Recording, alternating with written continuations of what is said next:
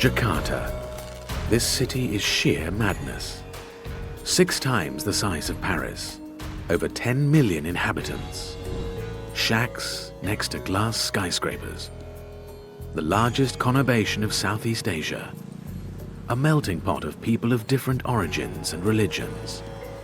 Hot, loud, and chaotic. But always with a smile.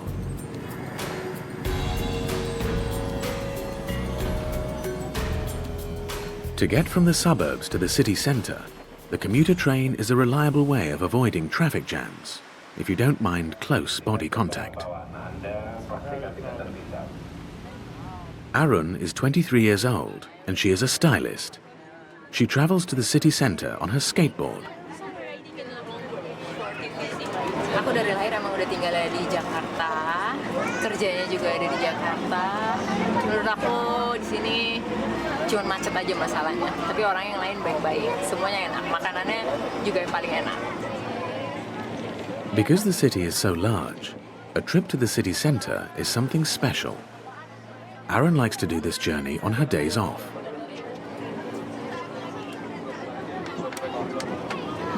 Hari ini lagi mau jalan-jalan ke kota, ke Fathahillah, lagi mau cruising-cruising pakai longboard. Kota is the name of the old town district of Jakarta. This is where Arun is travelling to. Many buildings, such as the station, date back to the Dutch colonial days.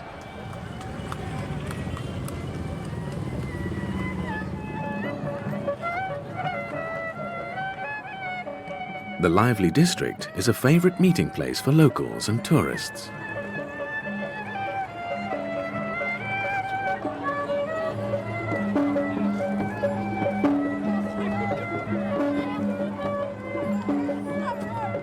Through narrow lanes, Arun paves her way to Fathahillah Square.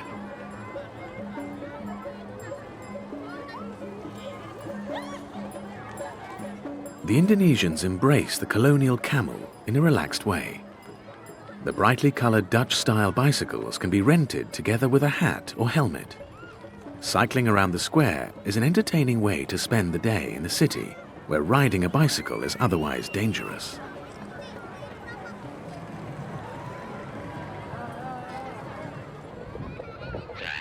A happy contradiction between tradition and modernity that is typical for Jakarta.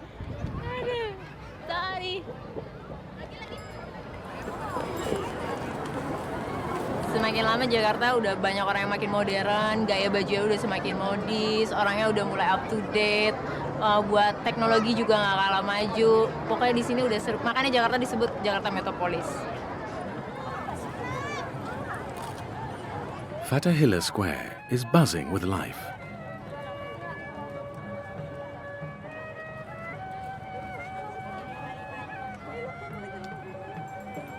The square is full of people with the latest accessories, such as selfie sticks and smartphones.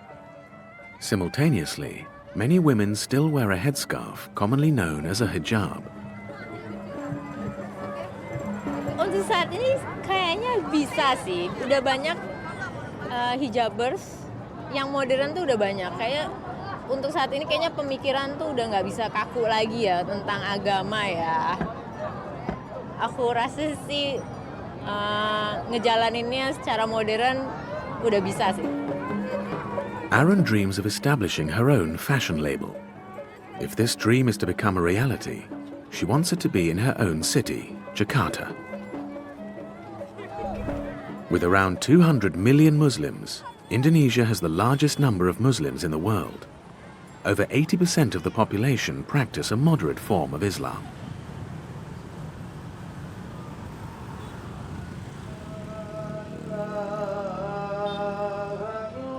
When it is time for Friday prayers, the faithful flow into the mosque.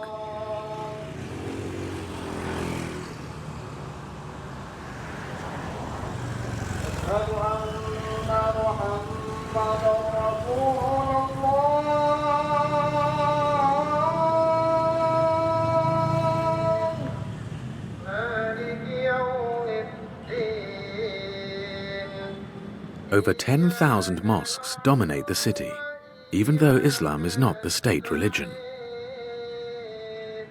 The largest is the Istiklal Mosque in the city centre, which was built in 1975. It has room for 120,000 worshippers.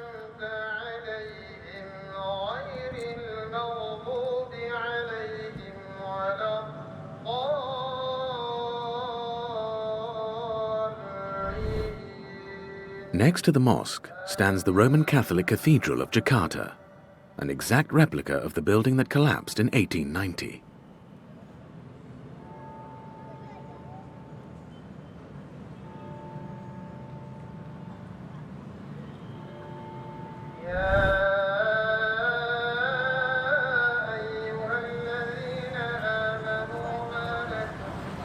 Islam, Christianity, Confucianism, Buddhism, and Hinduism.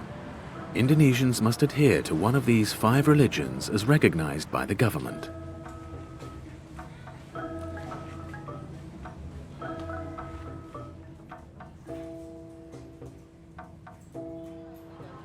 It is not compulsory to wear the headscarf, but nonetheless, most women wear it as a recognition of their faith. The clothing worn with the headscarf should not be provocative. It can be chic and even a little seductive. But is this an impossible balancing act?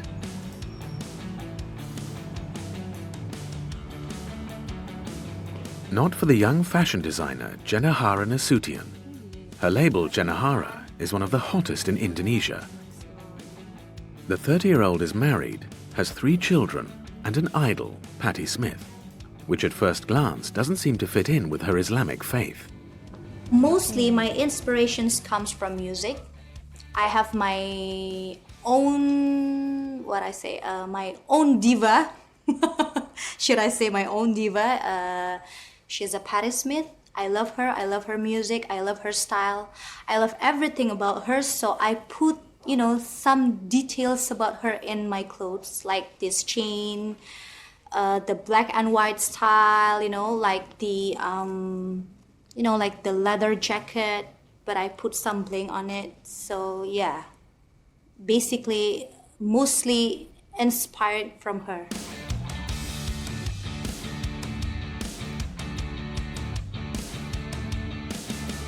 Patti Smith of all people, the American godmother of punk and feminism. How does this fit in with Islamic fashion and Jenahara's collection?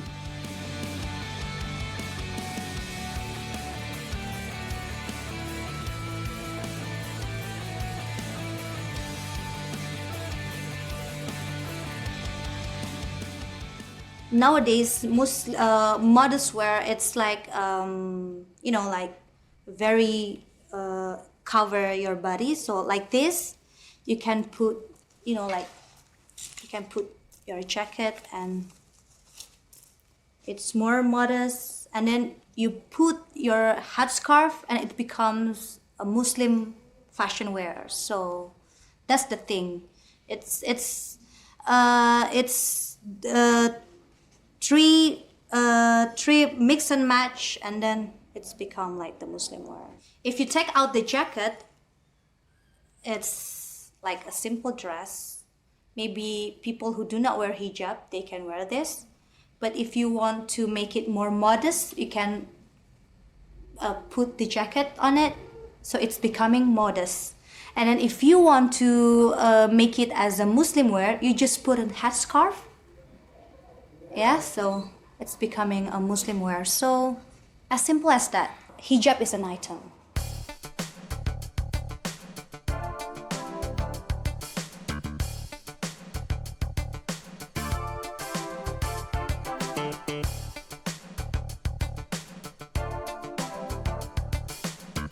The hijab is a piece of clothing often misunderstood in the West. People from the outside, when they think about the Muslim woman, they always think about the weakness, like they cannot do anything. So it's quite different here in Indonesia, because here in Indonesia, we have the same opportunity with the man, like we can have our own career, we can have a same level in jobs. So it's quite different from the Arab nation. It's quite different. Preparations are underway for a TV show in one of the fashionable business districts of Jakarta. Photographers, models, everything is hip and expensive. Right in the center, the main protagonist, Jenna Hara, sits in the makeup room.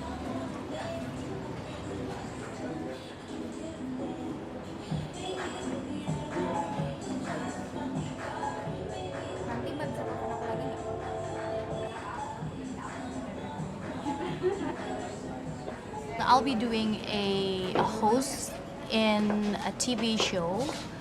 It's a TV show for fashion tricks, tips, reference for Muslim hijab. Yeah, so we're doing a mix and match hijab fashion for a Muslim woman in Indonesia, and the program is every week. Jenna Hara's fashion program is shown once a week on Indonesian TV. She and co-presenter Saskia are stars on social networks. Their followers can follow every step live.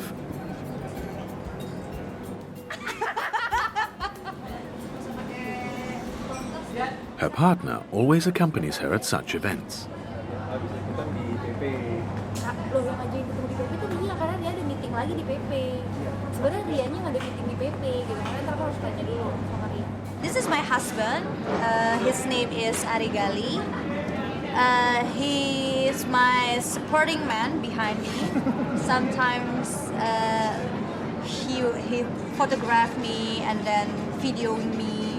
You know, like support some of my activities. Yeah, and also the business. And Some also of the the business. as well. Yeah, we support each other. Yeah.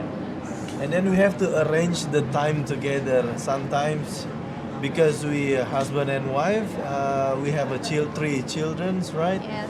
And then we have to manage our time with the children. Sometimes, every day, daily basis, we do busy day because we work together.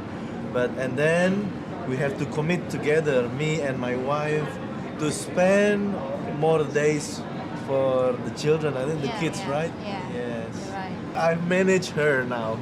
Being a manager, you have to pay me. You have to pay me. I manage you. Okay. Yeah? I will pay you later. Yeah. Pay me with what? Before recording starts, everyone takes a quick moment to pray together.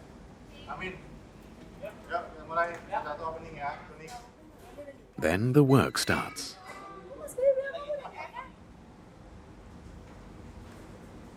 Assalamualaikum warahmatullahi wabarakatuh. Di mana lagi kalau bukan di Dua Hijab bersama Subtext Dazzling Series. The message, hijabas, that is to say women who wear a hijab, can be fun, fashionable and confident, within certain boundaries. Di bawah tutup sedikit gitu ya. Jangan terlalu sampai bawah banget sih. Working so closely in the industry, is there competition?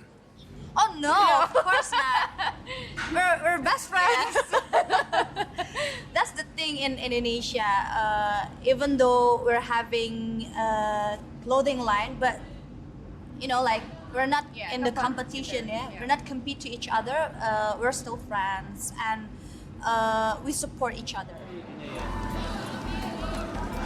During the break, both of them record a low-key advertisement for tampons. There is no problem as the program will eventually be aired on a private TV channel. Kita kasih beberapa tips di fashion review, fashion battle. Ya, kali ini dia juga mau kasih tips.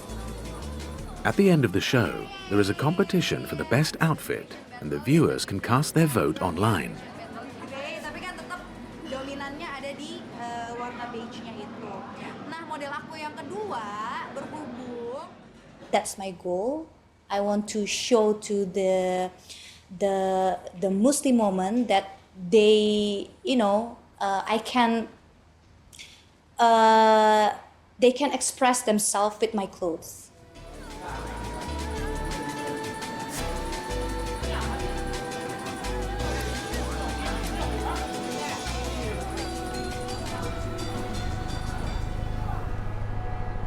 Discover the past with exclusive history documentaries and ad-free podcasts presented by world-renowned historians, all from History Hit. Watch them on your smart TV or on the go with your mobile device. Download the app now to explore everything, from the wonders of ancient Pompeii and the mystery of the princes in the tower to the life of Anne Boleyn and D-Day. Sign up via the link in the description.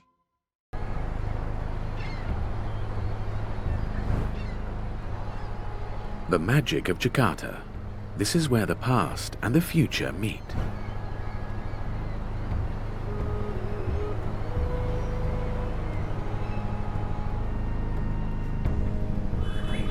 It is as if several chapters in history have been skipped over, from the Middle Ages to the modern era. Jakarta, a city full of high-rise buildings, expensive apartments and villas.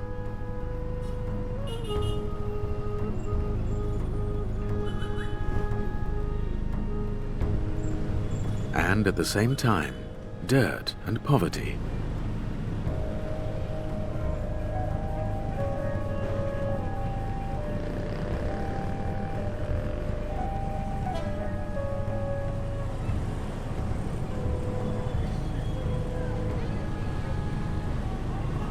Shacks and palaces, glitter and the gutter.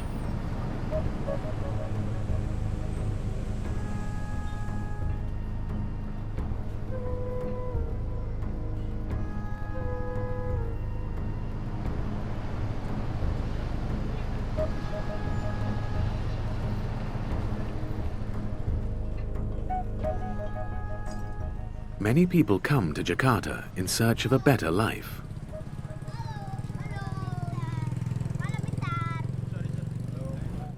Early on in the Dutch colonial period, the port city attracted many Chinese tradesmen. In Glodok, Jakarta's Chinatown, you can still buy things that are not available anywhere else in the city.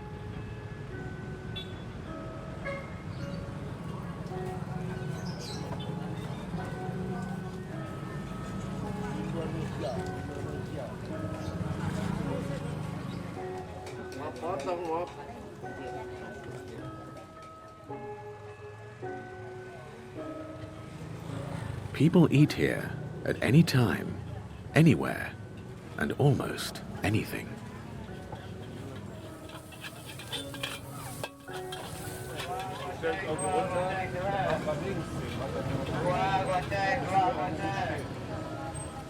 Habis nun. Lagi ada shopping. Bang, majuan dikit bang.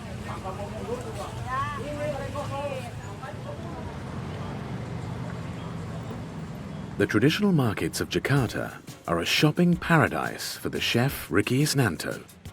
He has just come back from a trip to the Antarctic, where for 3 months he cooked for an expedition team. Back in his hometown of Jakarta, he wants to meet old friends and surprise them with an unconventional meal.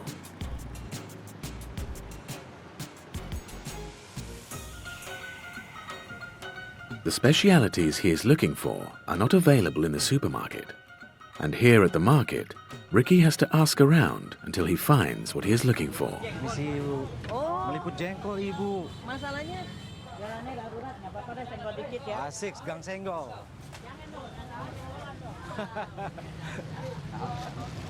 Pak, berapaan jengkol? Hah? Jengkolnya berapaan? 45. 45? Iya. Pas. 40 pas. 40. Boleh 1 kilo lah. So this thing in Indonesia called jengkol, but it's also known as dog fruit. Some people call it jaring. There's something interesting about this fruit. It's like a love and hate affair, because they hate it because when you eat it, it smells. It smells really bad. Even when you when you go to the toilet and you pee, it smells terrible. But it tastes so good. So that's what I'm saying. They just love it, but they hate it at the same time. So yeah, that's jengkol. So I'm trying to do something with this, and maybe do something so it doesn't smell. Yang ini weh, ya.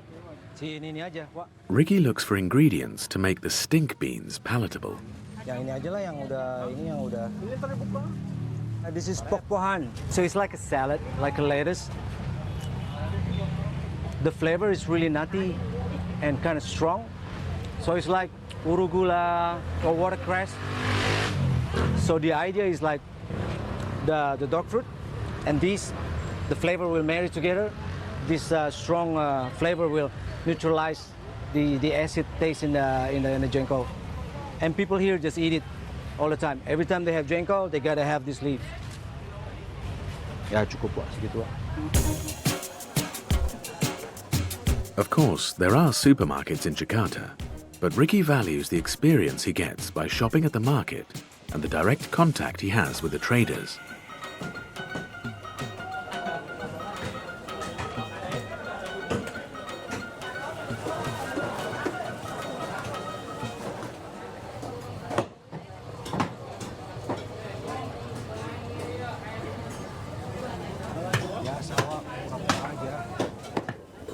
Definitely I would choose here because one, it's way cheaper than supermarket. It's fresh, but fresh, I don't know, as you can see guys, like there's no refrigeration here. But for Indonesian with a strong stomach, I think it should be fine. I also support local suppliers because these guys are buying straight from the slaughtering house. So there's no distributors in between. That's why they can cut the price really low. It is unbelievable what you can eat here. Indonesian, we call it sate kikil. Kikil means, you know, the soft bones of the legs. They make it into a soup, a kind of soup. So they boil it like 4 hours until it's really soft, and they put a lot of herbs in it, and they cut into small pieces, and they just eat it. Usually, it's just like a soup. The way they normally did it. This one, the soup with some vegetable in it, with some rice, with some chili and sambal, and this is favorite. This is favorite, everyone's favorite. Don't look at it when it's raw, it's disgusting, but when it's done, it's really nice. Even though Ricky has lived abroad for several years, he always wanted to come back to his home city of Jakarta.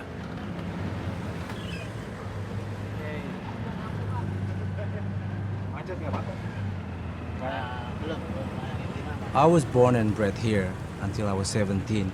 From I was born to 17, I love Jakarta because that's where my family is, my friends. I went to school there and everything, and then I start going to another city and then other countries and all these amazing places. And then I come back to Jakarta and I hate it. I really hate it. But then the city is so alive, like it's so dynamic. Yeah, you can't find anything else in other city in any other world. So actually, Jakarta is not a bad place. It's really good. I'm starting to love Jakarta again. Ricky's friends live in a neighborhood of villas in Jakarta. Waalaikumsalam. Ricky, apa kabar? Baik, gimana mudiknya? Baik. Still, nobody has the faintest idea that falafel with stink beans is on the menu. Sabita helps Ricky to prepare the meal.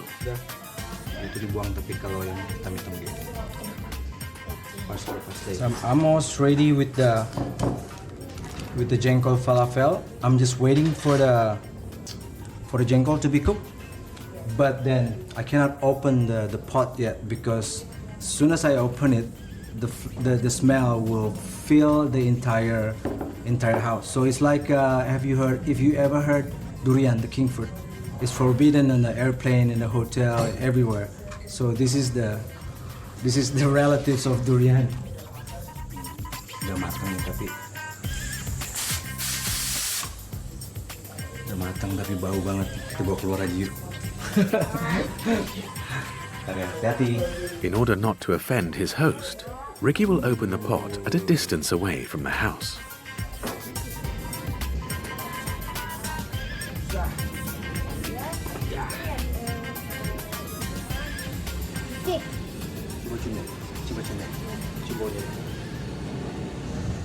Ada. Bawangnya karena enggak. Wah, bau jengkol. Bisa kecium nggak dari sini, Pak? Bisa kecium kan? Bisa kecium. They can smell it from there. Yuk, masuk lagi. Can something that smells so bad taste so good? Ricky's friends are skeptical. They have never eaten jengkol falafel before. Ready? Kita cobain jengkol. Ayo ambil cobain. Hati-hati sama ininya apa ya? Sekarang ada jengkol. Sekarang ini udah ketiga makan. It's good. I'm surprised that it's not as stinky as I thought. Like what I expected, really. Like stinky beans.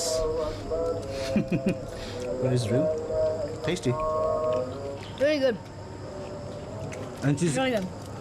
you say you don't like jengkol. Yes. Now? Falafel jangkol is good. Well, my first time. It's also your eating first time? jangkol. Yeah. First time? Yeah. How do you like it so far? Pretty good? So good. Cool. First time for everything, right? So chef, well done. Woohoo, I think we did it.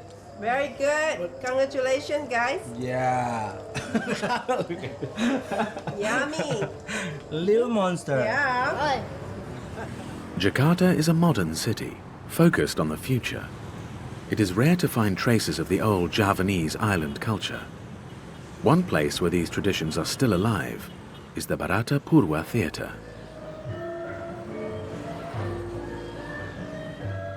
Wayang Orang is a form of theatre that has been performed at the Royal Javanese Court since the 11th century. The grand dame of the troupe is Ibu Surip. She teaches the singers. The theatre has its own gamelan orchestra. They are rehearsing a play that dates back to the Mahabharata epoch.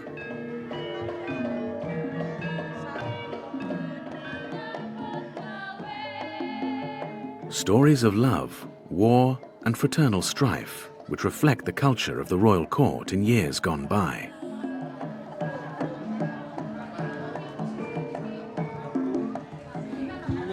Kami Wayang Orang Barata sudah mempunyai generasi ke-7. Jadi saya kedua. 7 itu anak cucu dari kami seniman seniwati Barata. Jadi tidak akan mengambil orang lain. Kami sudah memupuk dari TK sampai dewasa sudah bisa untuk menggantikan kedudukan yang sudah usia-usia. The children grow up in the bright lights of the theatre. The Wayang Orang Barata has 140 members. Because there is hardly any support from the state, the actors do other jobs during the week. Today is the premiere of a new enactment. After the rehearsal, the elaborate costuming of the actors starts.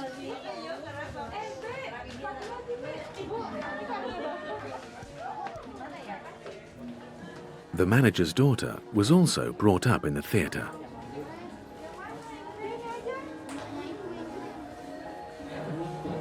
Kalau orang tua kami dulu kan memang Barata ini pentasnya setiap hari.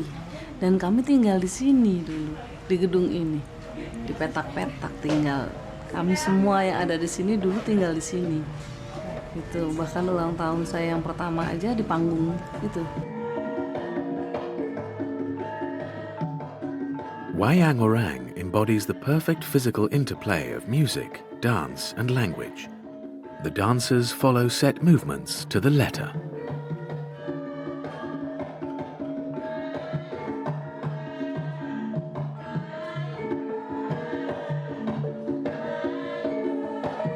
Mau melihat ada yang datang, misalnya di sebelah kanan, dia pasti ke kanan dulu, sini, terus ini namanya tawing, ini arahnya madepnya ke kanan. Jadi kalau misalnya di sebelah kiri juga gitu sama, ini, terus ini.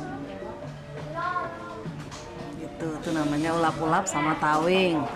Bentuknya sama laki-laki perempuan, cuman bedanya arah tangan. Kalau perempuan kan lebih rapet, kalau cowok gini. Ini bentuknya gini. Laki-laki begini. Kalau perempuan gini. Bedanya.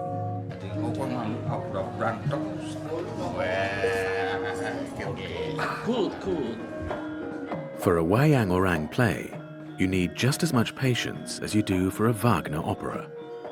The performance lasts for 4 hours without a break. The public are catered for with meals and drinks from the local restaurants, and as most do not understand the standard Javanese, there is a translation into Indonesian available.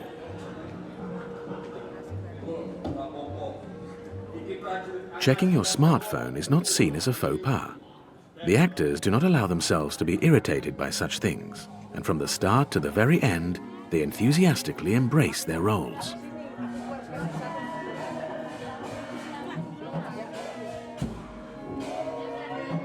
Kita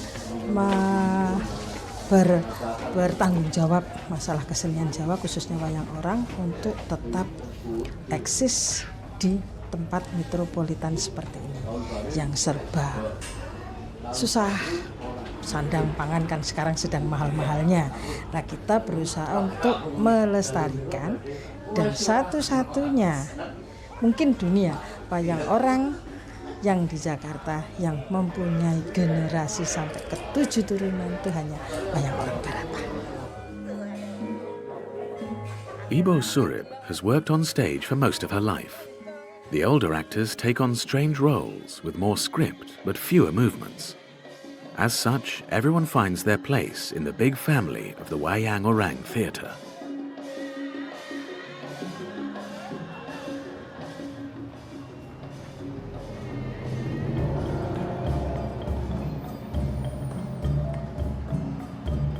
After midnight, when the lights in the theatre have gone out, Jakarta starts to light up.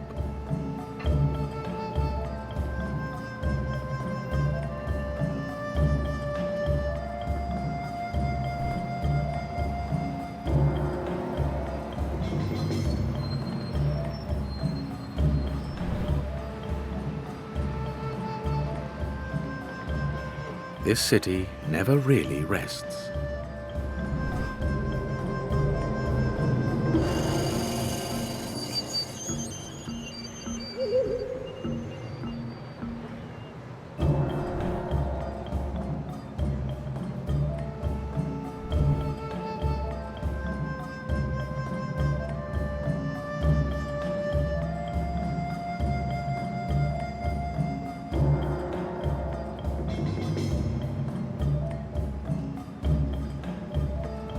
In the grey twilight of early morning, a spectacle starts on Jakarta's streets that makes any normal traffic jam look insignificant.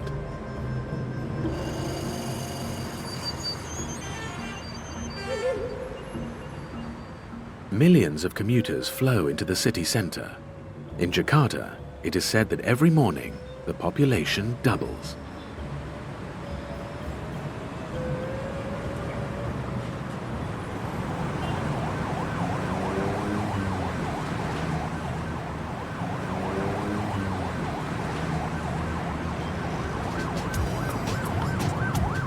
Getting there is the biggest problem in Jakarta. The fastest are still those who ride motorcycles. Those who do not have their own rent a motorcycle taxi.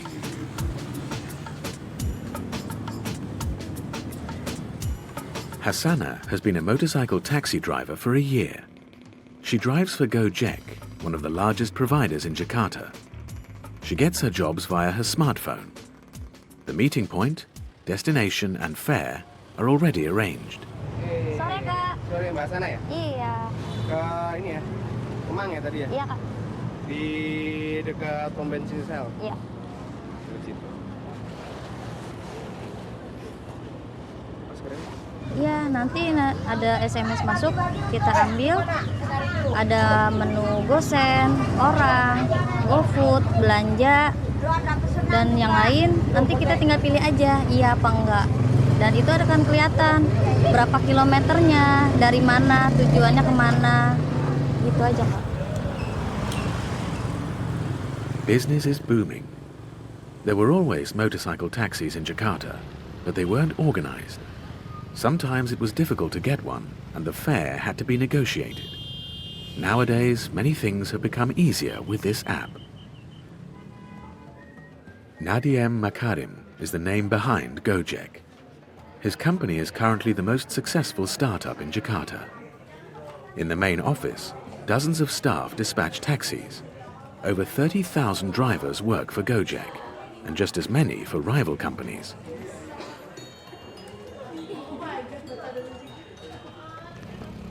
Hassana uses her own moped for work. Helmet and jacket are provided, and she can choose her own hours. Saya sebenarnya bekerja di salah satu swalayan di Jakarta sebagai SPG. Dalam 1 bulan, saya hanya mendapatkan 3 juta UMR untuk Jakarta. Sedangkan perbandingan untuk di Gojek, sehari saya bisa 500.000. Kalau dikalikan bisa 10 kali lipat, ya sekitar 25-30 juta lah sebulan. Makanya saya lebih tertarik untuk mengundurkan diri dari pekerjaan saya untuk menekuni kegiatan Gojek ini, Pak. 3 million Indonesian rupiahs corresponds to about 200 euros and represents the minimum wage in Jakarta.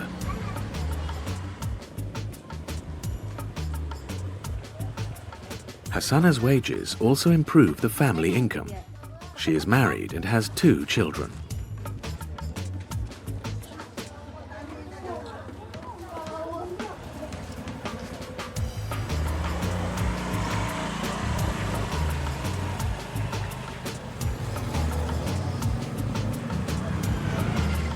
When she is at work, her mother looks after her children.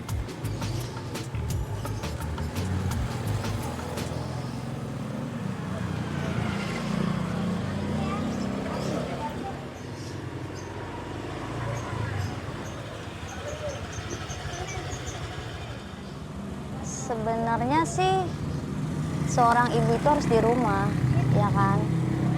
Suami saya sebenarnya tidak menuntut saya untuk bekerja, tapi karena niat dari hati saya untuk ngebantu dia, untuk menambah penghasilan dia, untuk menutupi kebutuhan anak-anak, saya bergerak dengan hati. Ternyata dia memberikan izin untuk di Gojek karena waktunya lebih fleksibel, bisa dilakukan kapan aja, bisa pulang kapan aja. When Hassana has fares in her local area, she tries to spend her breaks with her children. During this period, she logs herself out of the system.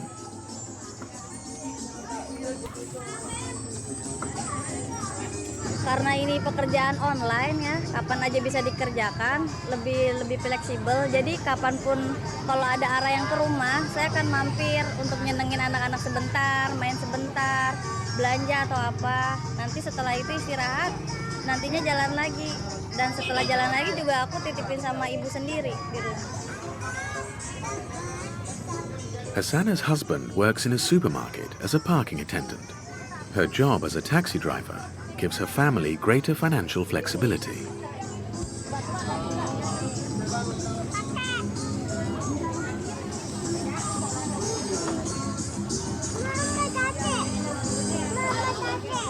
Saya alhamdulillah menjadi driver Gojek selama setahun. Semua impian saya tercapai. Saya bisa beli motor, saya bisa ngebangun rumah, bisa usaha untuk masa depan anak, kayak bikin kos-kosan gitu. Dan ternyata dikasih lebih lagi, saya bisa insya Allah mudah-mudahan karena panggilan dan ucapan terima kasih saya kepada Allah, saya pengen berangkat umroh sama ibu saya.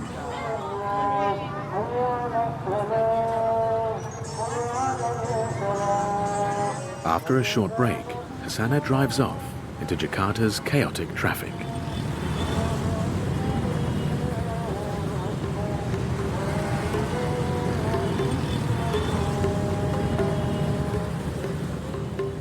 Indonesia was a Dutch colony for over 300 years. Batavia was the name the Dutch gave to modern-day Jakarta. In the 19th century, they mastered the spice trade from here. Some of the colonial buildings have been preserved. Many, however, have decayed in the tropical weather conditions.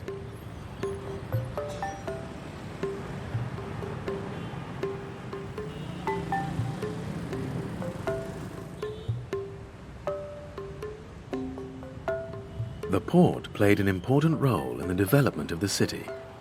Indonesia is the largest island country in the world. There are over 17,000 islands. Close to the modern-day goods repository, there is the Sunda Kelapa harbour in Jakarta, where the traditional wooden cargo ships, or pinisi, are moored.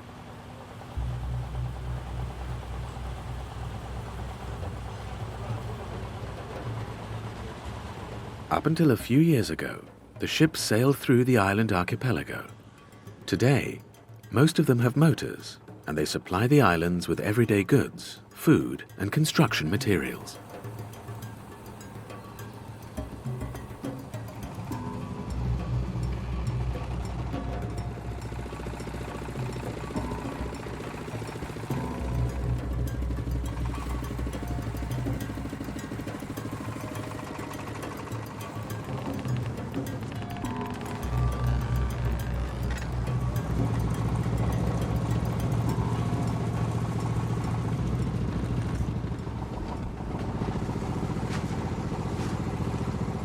Macam-macam namanya, macam-macam beras, apa, pupuk, makanan ayam, macam-macam semen. On average, the boats are docked in the port of Jakarta for 1 week. The captain, Ranvi Hiponia, travels on the route between Jakarta and Borneo. Saya rasa kalau jadi pelaut menyenangkan daripada kerja lain kan, enaknya pelaut. Ya ada suka dukanya. Kalau sampai di sini dan kedua kerjanya itu kan nggak begitu berat. Banyak santainya. The Indonesian part of the island of Borneo is known as Kalimantan. Precious stones have been traded here for centuries. The seamen bring stones back from their travels and make them into jewelry. It is something to do and a bit of money on the side.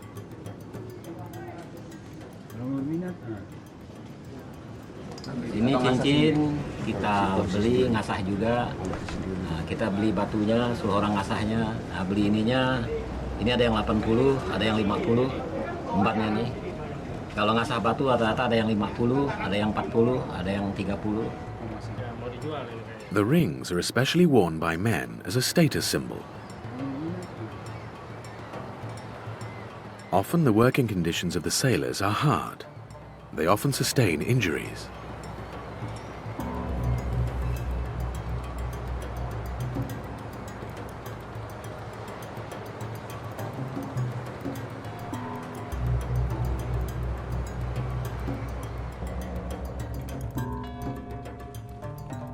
The ship upon which Captain Rame and his crew work belongs to a Chinese businessman.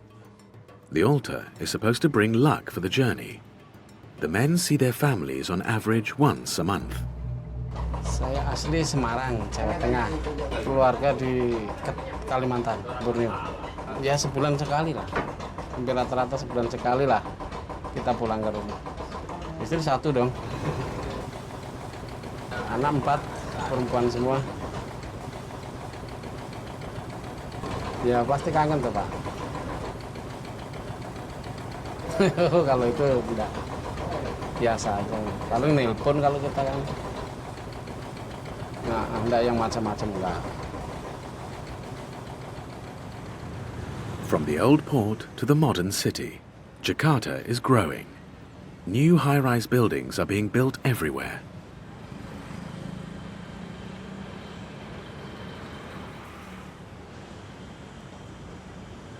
Soon the last remaining green areas will disappear.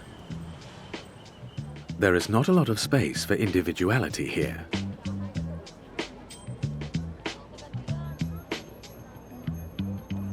However, once a week, on a Sunday, between 6 and 11 in the morning, Jakarta belongs to the pedestrian.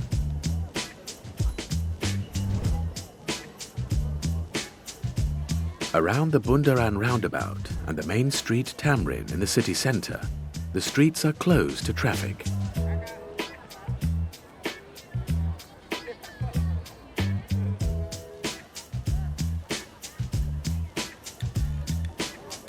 Carefree Day is the name given to this leisure time, a time in which the people can stroll around the city centre for their enjoyment, in the place where every day the cars drive bumper to bumper.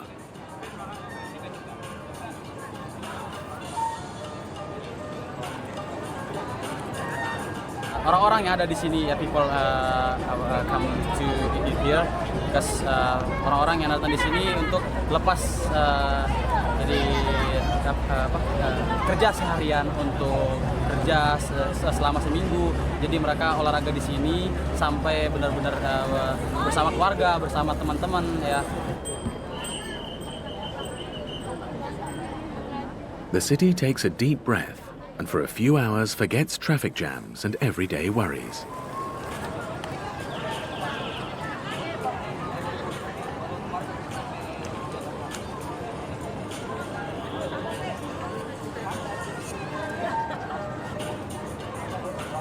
Even if life seems to be easygoing, freedom is an issue in Indonesia. In the conservative province of Aceh, concert-goers to a punk gig have to follow strict rules on how to behave. You can only find such a subculture in a few places in Jakarta.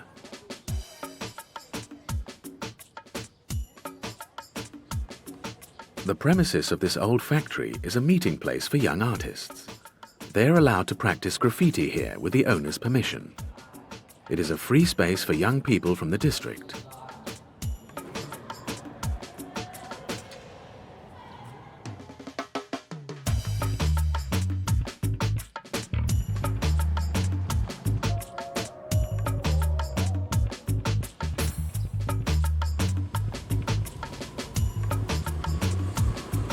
Mutia and her friends are art students. Today, they want to paint one of the walls.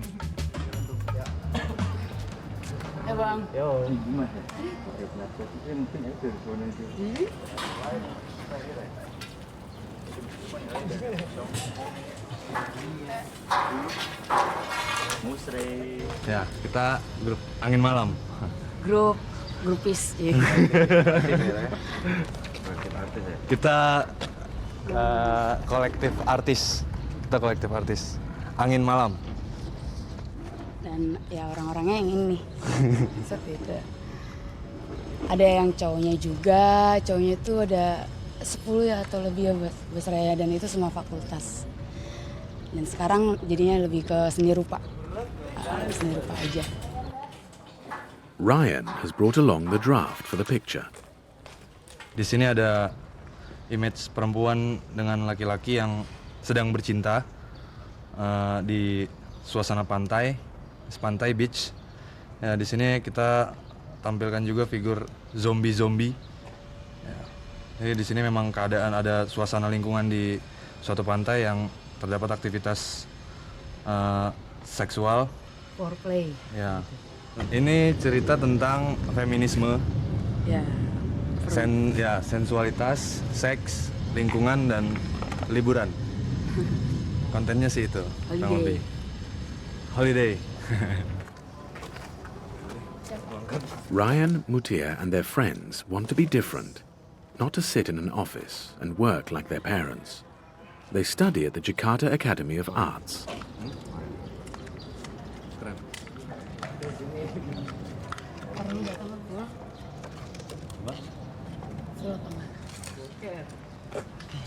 Jadi itu latar belakangnya semua keluarga gue tuh berbasis ekonomi, hukum, terus sama IT. Nah, gue pengen yang beda aja sih, yang dimana setelah lulus itu nggak yang langsung kerja kantor, semuanya kantor, semua jadi wanita karir itu nggak, jadi pengen kayak yang apa yang gue mau udah itu aja sih sebenarnya.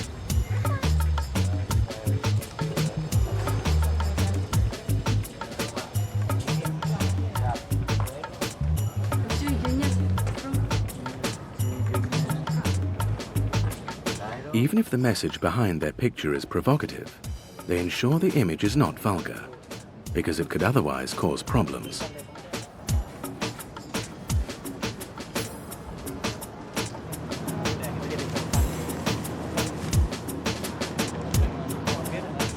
Dari keseluruhan, ada poin feminisme atau kewanitaan yang kita bahas di sini. Khususnya ada di poin yang paling ujung sini. Ada wanita dengan pria yang sedang bercinta lah, pokoknya bercinta dengan pose begitu, yang prianya di bawah, wanitanya di atas, yang lumrah lah gitu, cowok yang di atas, cewek yang di bawah kan. Jadi di sini kita kedepankan wanita yang dimanjain gitu, itu sih. Even if the image seems harmless to a Western eye, this kind of work will cause controversy in some of the more conservative provinces.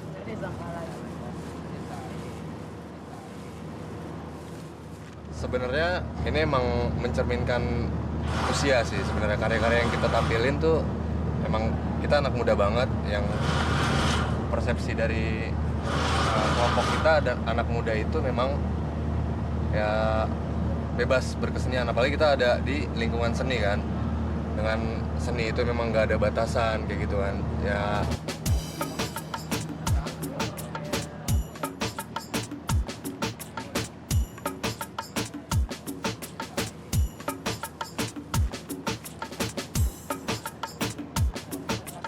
Oke, untuk dari persepsi saya sendiri sih, yang berada dan tinggal di Jakarta, Jakarta itu memang kota metropolitan.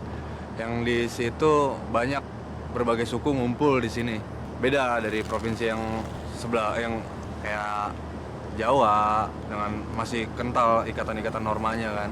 Kalau Jakarta memang udah kita pikir udah ini kita bebas di sini. Cuman memang masih banyak norma-norma yang belum bisa kita lewatin gitu kan. Cuman kita mencoba mengangkat banyak sisi yang bisa kita apresiasi di Jakarta itu sih gitu. Jakarta, a city that is changing. A place of nostalgia caught between tradition and modernity.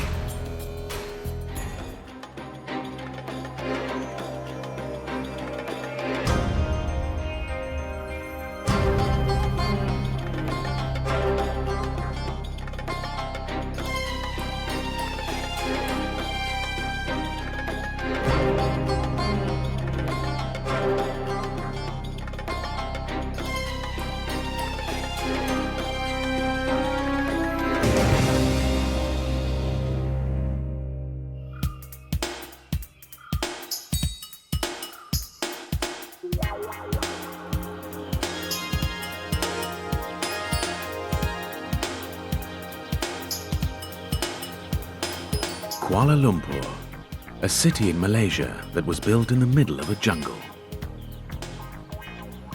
With the highest twin towers in the world.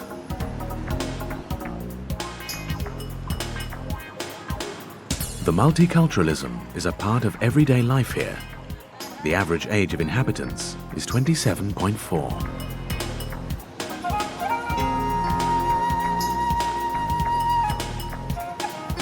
The old town and the new town. The heart of the former rural-urban core beats next to the skyscrapers.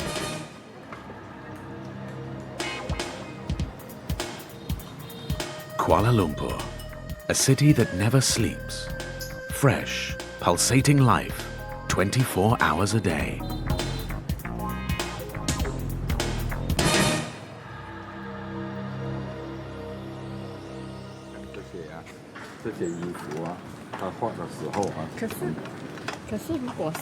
Xian Li and her father, KC, are going along to another urban sketchers meeting today. They meet in the old part of Kuala Lumpur, Kampung Baru. Around a dozen very different city residents have come to sketch, or in other words, put the city on paper.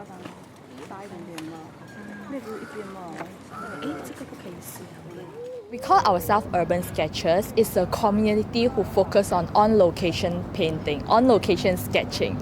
We have our manifesto. Our manifesto basically is about sketching in on location, sharing and telling stories about the places, the city and the town that we are living in. For us, we are a regional chapters based in Kuala Lumpur. We have our own cultures and our own lifestyle, so this is what we are doing. With their drawings, the urban sketchers capture their city just as it is. The sketchers of Kuala Lumpur, who are mainly young, have a particular vantage point. What is so special about Kuala Lumpur urban sketches? I think Kuala Lumpur is a very special city. We have multicultural, we have multiracial, and then Kuala Lumpur used to be a British colonial area, and then we have Malay, Chinese, and Indians cultural buildings. That's why sketching in Kuala Lumpur is like sketching in a special area. The contrast between the village and the city is what makes Kuala Lumpur's charm, for all sketchers, young and old.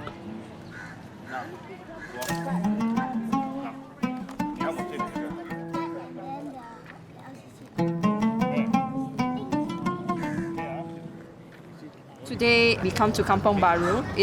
We want to draw the old Malay tradition village. I choose this angle because it portrays the angle of the building itself. But at the same time, there is KL Tower behind, and then there is different diversity you can see from the urban city and the urban village.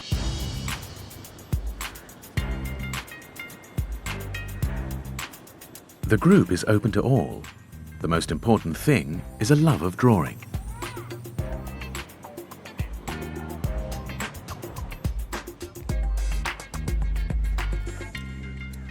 It is the starting point for people both new to the city and those who always lived there.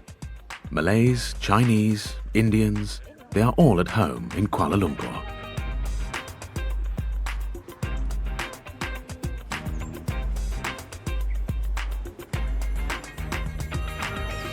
Everybody draws what they want, in color, ink, or pencil.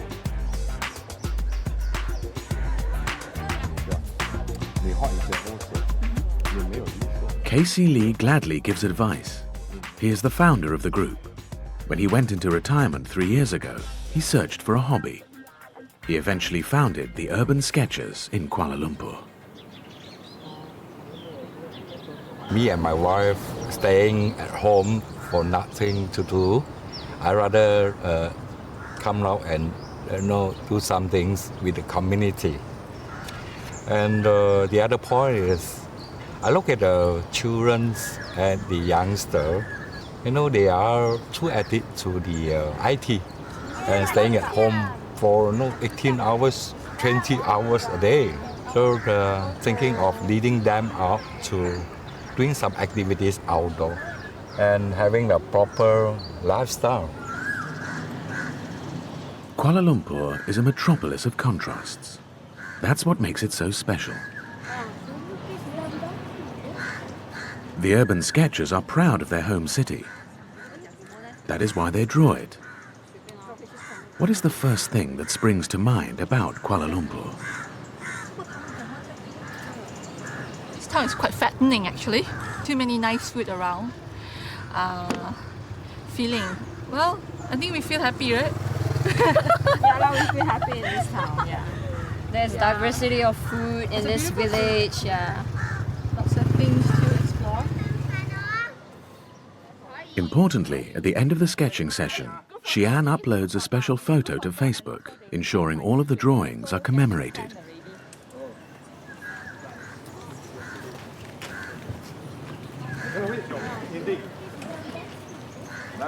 Everybody sees different things in the city. The drawings therefore showcase completely different perspectives.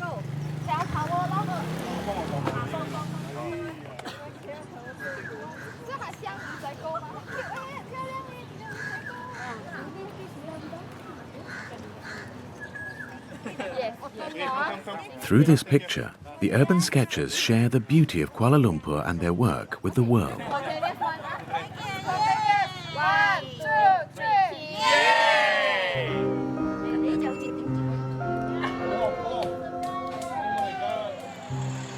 Kuala Lumpur in Malay means muddy river mouth. What a name for a capital city. The river can no longer be seen today.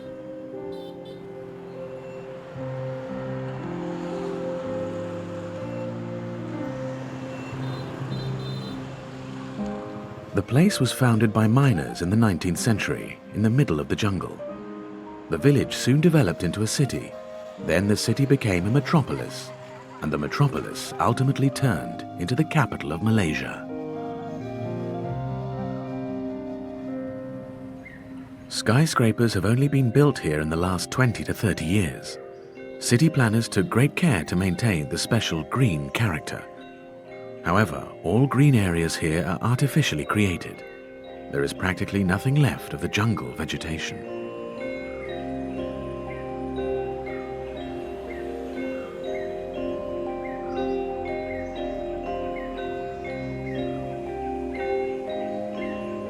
Kuala Lumpur is a modern megacity today, with the highest skyscrapers in the world and green oases in the middle of the business quarter. No coastline, no riverside promenades, but plenty of water springs from fountains.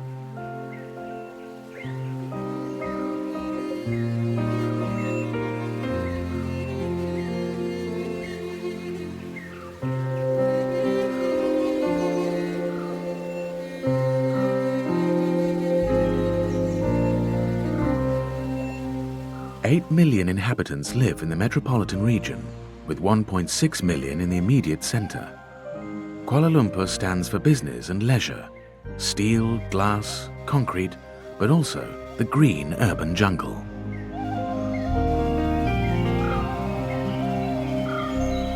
The only place where original vegetation is still cultivated on a large scale is the Kuala Lumpur Bird Park.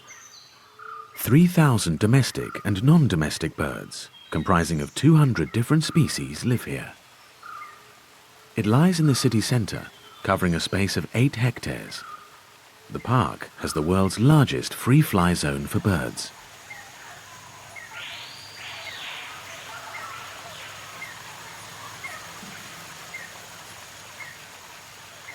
Dr. Kartini Ahmad works here as a vet in this part of the original jungle. She grew up close to Kuala Lumpur and studied here. The native birds in particular, such as the hornbill, are close to the 35-year-old's heart, but preserving nature is the priority. Even though the Kuala Lumpur is a big major city, but we try to preserve the part of this area as a nature, because it's not balance. Let's say if it is a lot of development, but there's a less nature environment inside the Kuala Lumpur, so it does not balance for the ecosystem. So by having nature jungle-looking area, it help to preserve the wildlife animal. Her working day lasts 9 hours, and she walks for more than 2 kilometers in total from mission to mission.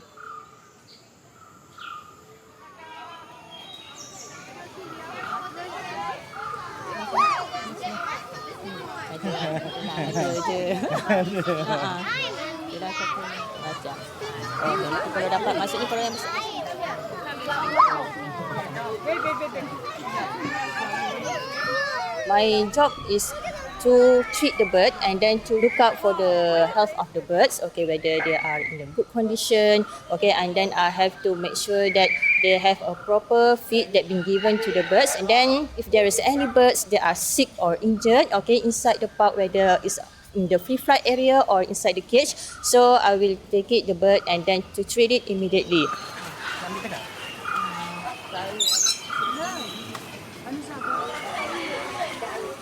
Dr. Ahmad knows best how to deal with the birds.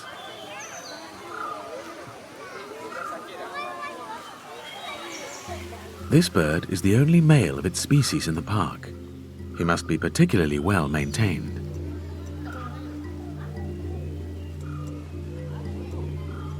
Sometimes he lets the team inspect him, other times not. Today they were lucky and could treat him.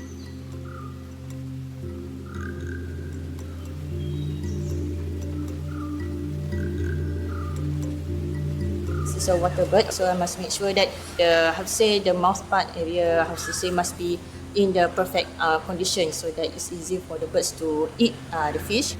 In Kuala Lumpur, the temperature is usually around 35 degrees throughout the year, with a tropical humidity of 70 to 80%. In the bird park, it is even more extreme. The most stressful weather for the birds is hot season compared to the rainy season because of high temperature. So I will provide them with the multivitamin, Okay, and then for this front area, I will inform the maintenance. Okay, maintenance staff to reduce the cutting of the trees.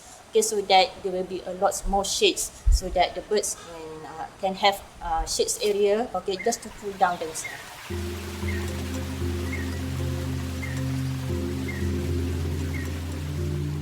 Dr. Ahmad sees many birds sporadically every day, and she gives names to some of them.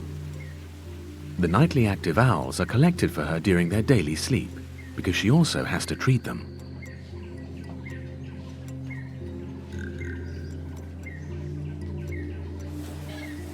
A few drops of medicine for long-term health.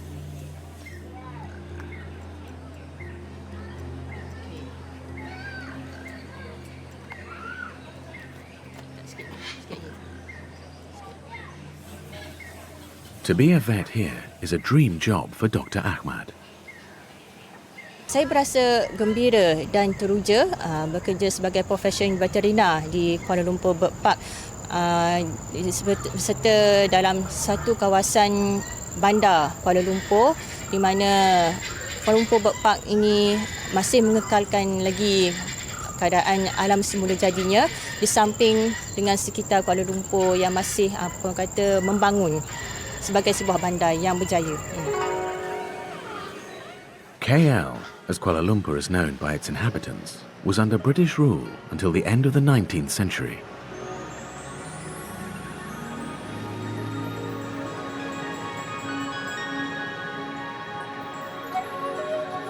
Many British colonial buildings still shape the city landscape today.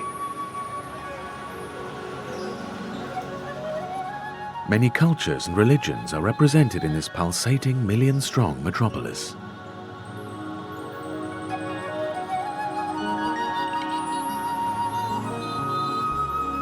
Arabic living is barely recognizable from the architecture at first sight, even though the state religion is Islam.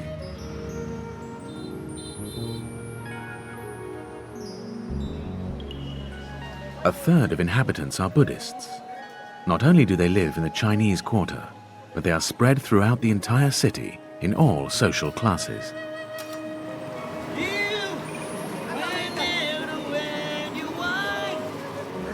Chinese Malaysians are well integrated and practice their religion without any problems.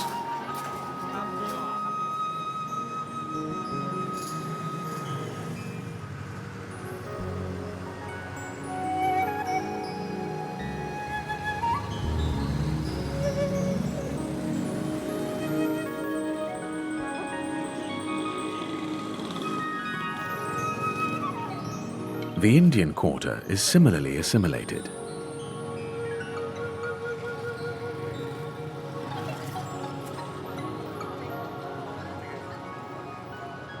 Nine 9% of Kuala Lumpur's inhabitants are Hindus, and they also enjoy their own Indian culture and pray in their own temples.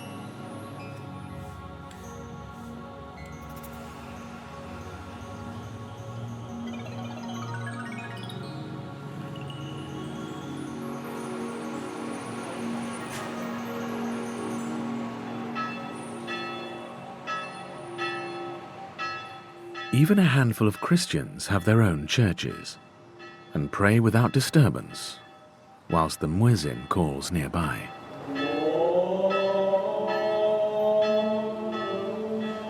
Muslims are the biggest demographic group in KL.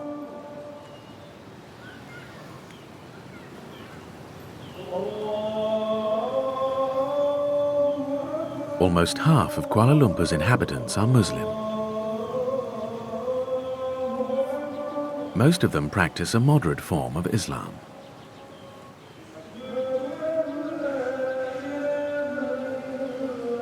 Live and let live seems to be the motto of the city. Abdul Wahab Shamaruddin can recount some stories of the last 50 years. He was born into a family business and has taken on sandal making from his father. The old trade is still flourishing.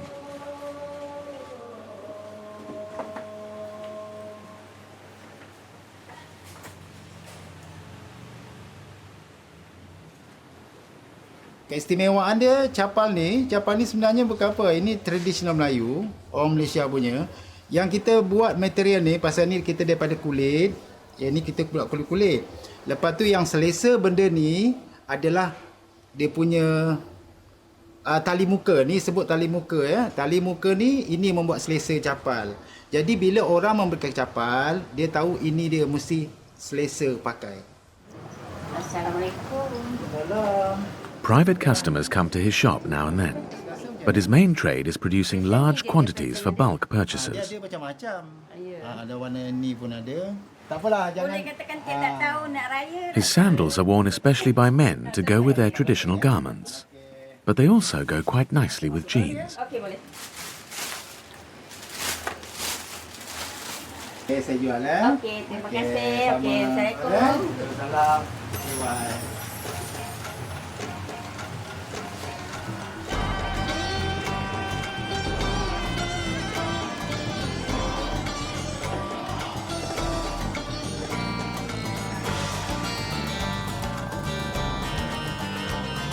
He can only have the support of one other employee.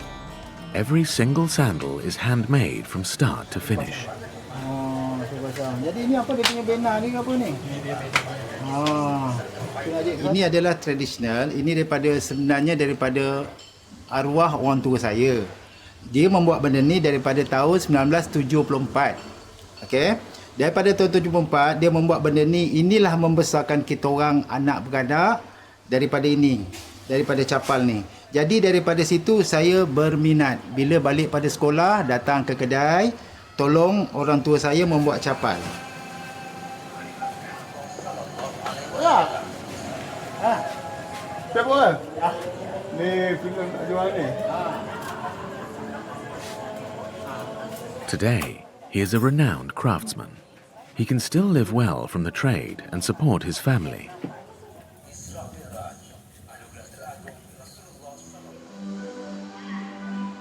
In Kuala Lumpur, small retailers have been able to survive to some extent despite the immense technical and industrial developments of the city.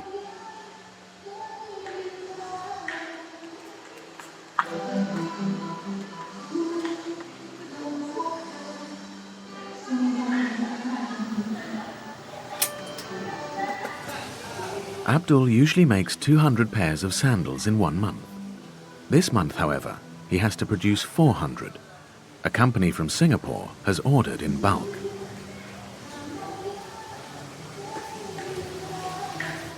Kita tak ada masalah pun dalam pasaran atau di Malaysia ni, dalam pasaran tak jadi masalah.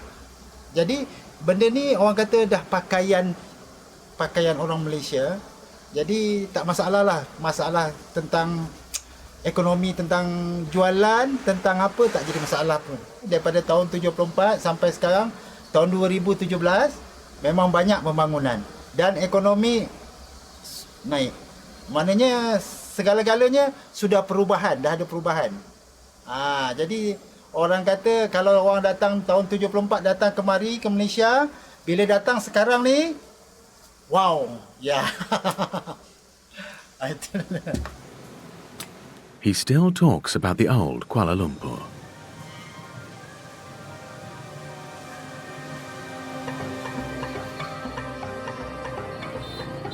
New buildings are constantly being erected here today. Higher, more modern, more spectacular.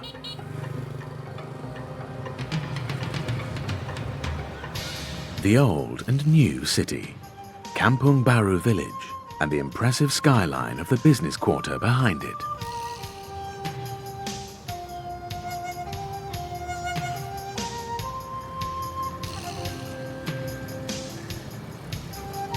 Here, in the old part which emerged during the 1940s and 1960s, life is traditionally Muslim.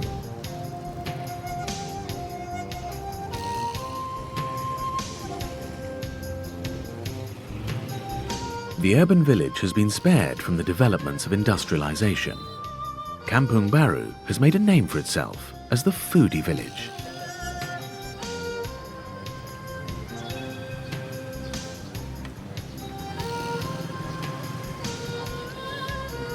Whilst prices have skyrocketed just 300 meters further away, the the food here is extremely affordable for everyone.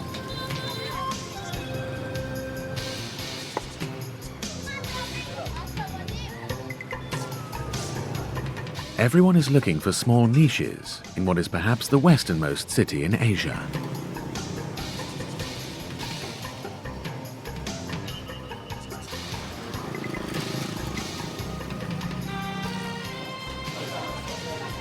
Finding a good job is not easy for young Malaysians. Too many young people live here, so it is simpler to open a snack bar. People are always eating.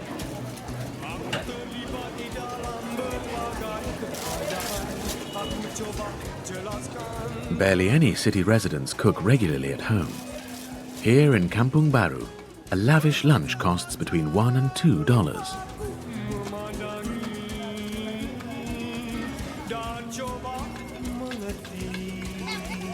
Even Abdul, the sandal distributor, goes to a restaurant each day. Eating is traditionally done with one's hands.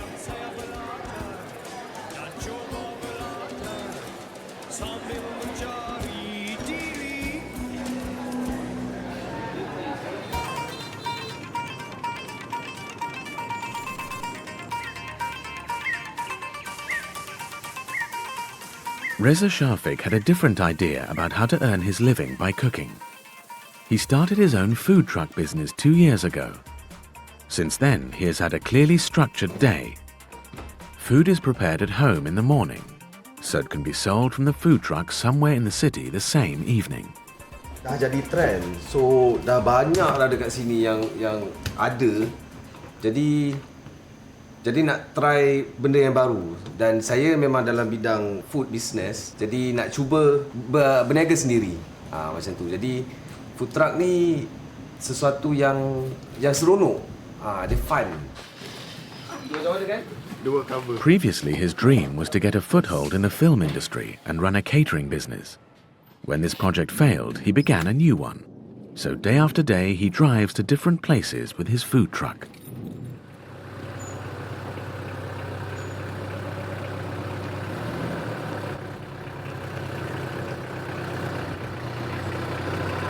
Truck ni, dia sesuatu yang tak perlukan tempat untuk berniaga, dia tak statik. Jadi kita orang boleh bergerak pusing-pusing, cari tempat lain. Kalau macam satu tempat tu tak boleh nak berniaga, pergi tempat lain. Try nasib dekat sana. Macam itulah.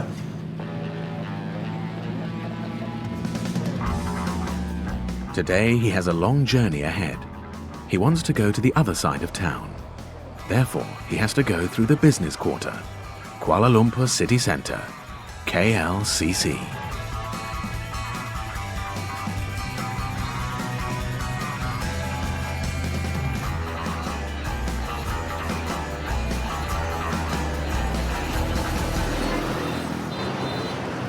He simply drives past the imposing Petronas Towers on the left-hand side.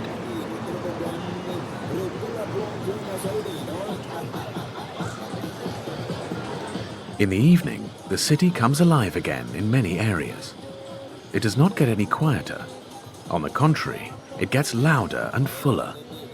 The temperatures decrease a little, the sun goes down, and the more beautiful side of the city appears.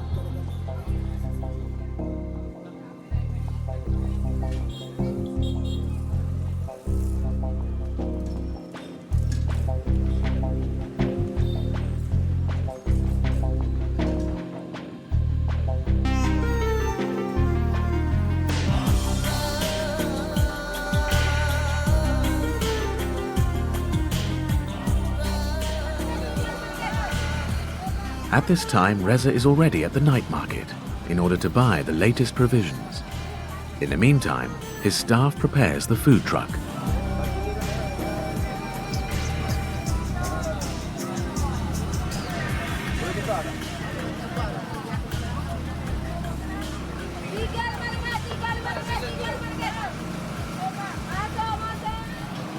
The night markets on the outskirts are very convenient, and Reza doesn't need too much.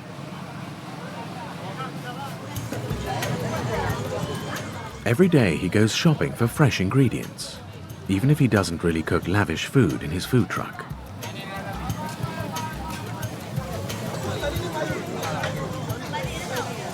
He knows what young people want because he's only 25 and is already his own boss.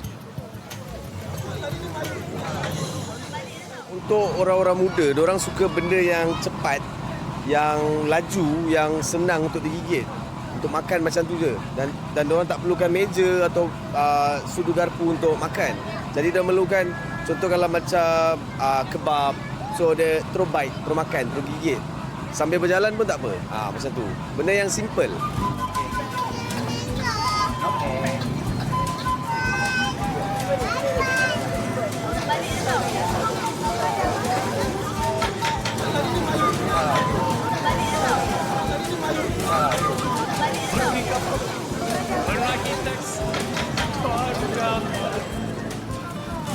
Food truck owners mostly choose places where they can congregate. They do not feel competition. Rather, they rely on attracting as many young people as possible for the evening. Reza does too.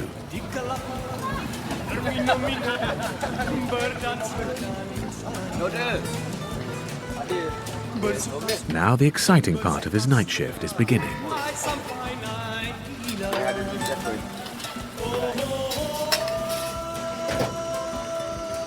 He tells his customers exactly what they are getting. Mostly it is Malays, in other words Muslim Malaysians who buy here.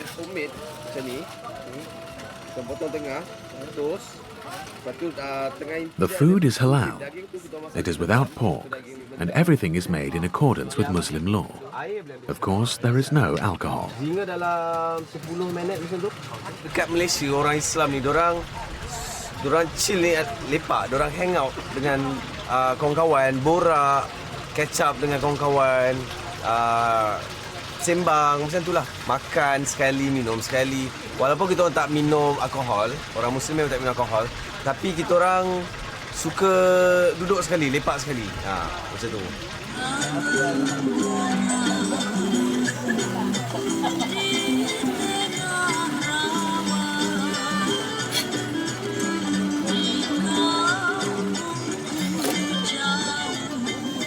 More and more people arrive this evening. For young Malaysians, this is a place where they can meet and make new friends.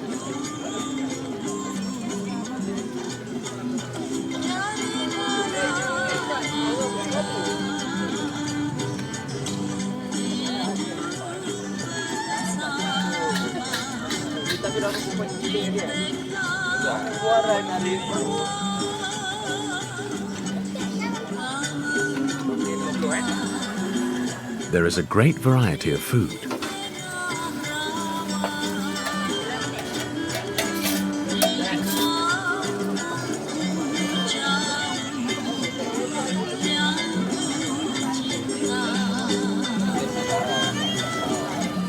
The big seller from Reza's food truck, pulled beef, packed as a kind of hot dog or beef burger. Sebab kalau buat makanan Melayu, dia jadi banyak, leceh, panjang masa. Jadi kita guna yang simple. Western food is simple. Jadi kita cuba guna, masukkan dalam tu dalam makanan kita orang lah. Jadi macam sandwich, dan kita ada pulled beef. Tu memang American style lah. Reza will not become rich with his food truck. However, he can survive from it, and he prefers to work later hours.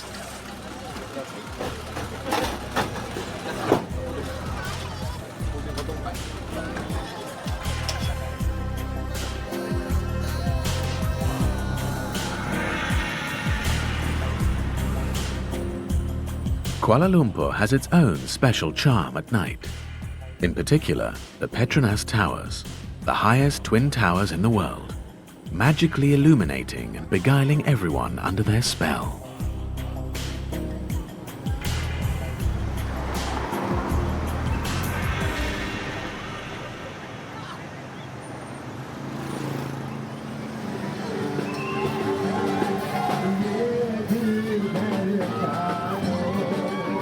In another place in the city, the Bukit Bintang district, the atmosphere is in full swing.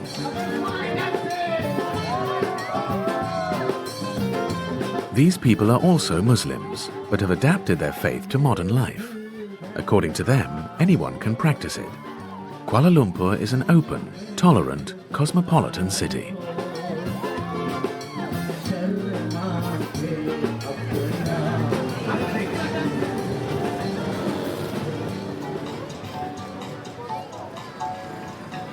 It is full of people and vehicles.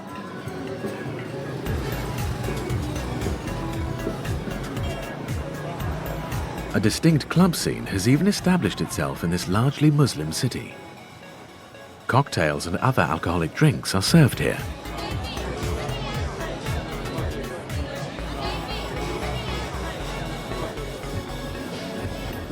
Partying, drinking and dancing all take place here.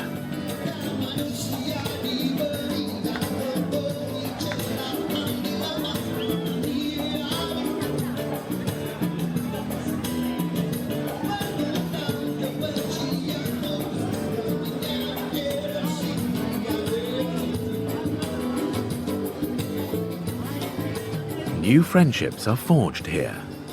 Nowhere else in Malaysia is as open.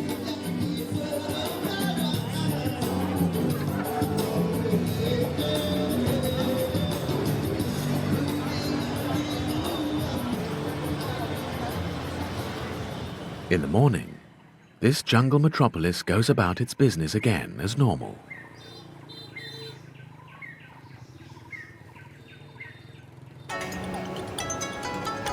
Just like for Nuri, a man who is a woman today.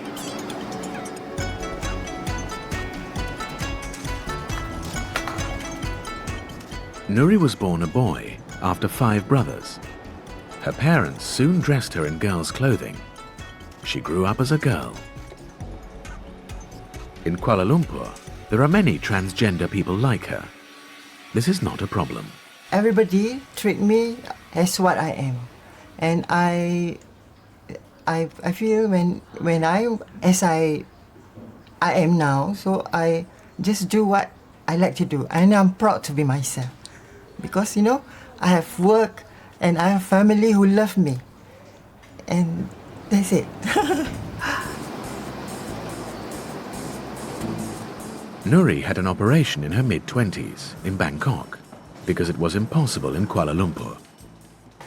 Today she is 48 years old and is a successful makeup artist for film productions. She's on the way to her next job.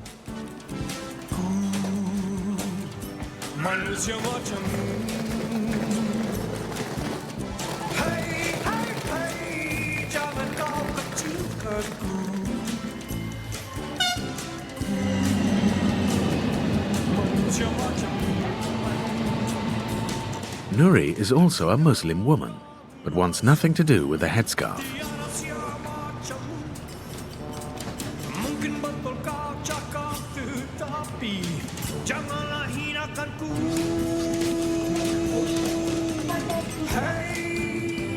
Oh, I stay in Kuala Lumpur. I lahir di Kuala Lumpur and I work also in Kuala Lumpur. So I suka dengan kerja I. And manusia dalam di Kuala Lumpur ni terima saya seadanya.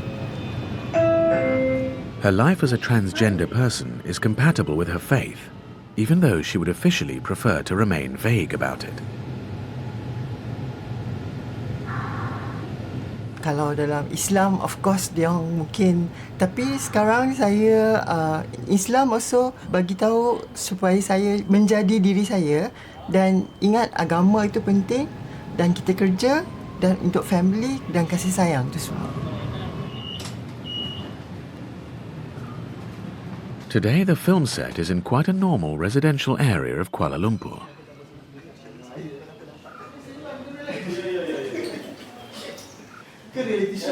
A Malaysian docu-soap is being filmed here. With her colleague, who is also transgender, she takes care of styling for the actors. The soap is about a young couple, their marriage, and their in-laws. The actors enjoy a large degree of fame in Malaysia. Berbaik-baik tu dialog dia kawan aku sekarang. Sabar aku bagi energy bang. Kau masuk Leha. Kamu Leha. Lepas tu kau masuk bang. Aku kat sini ke?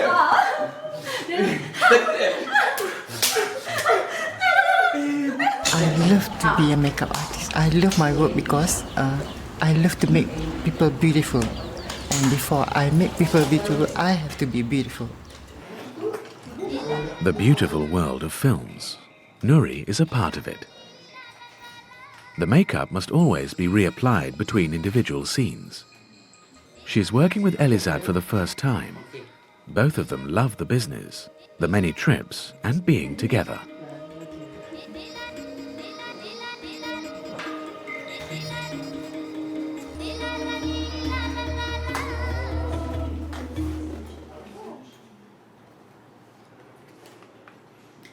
We shoot everywhere in Malaysia, not only Kuala Lumpur, everywhere. So, untuk cari makan dalam industri Malaysia, bagi saya ya, of course, sebab Malaysia sangat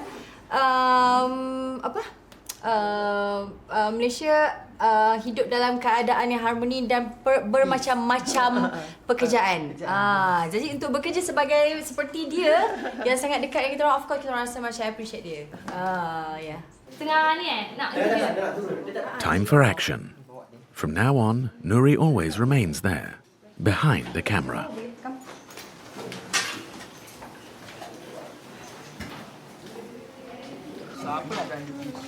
Nak try buka bonik dulu. The director's last instructions. Action. Dia tak payah lagi. Tunggu mami sejuk. Dia ingat mati, dia baik, bertaubat. Saya balik. Kau balik. Aduh. Okay. Ya, aku ada masalah dengan blok. Only a few young Malaysians make it in the film business. Film business in Kuala Lumpur is quite tough, to be honest. Maybe because of the competitors, because of the market, because of the economy as well. People are seldom go to movie now. The reason why, because they can easily get entertainment from the internet, from the TV. So the industry is, not say not good, but it's not that very well.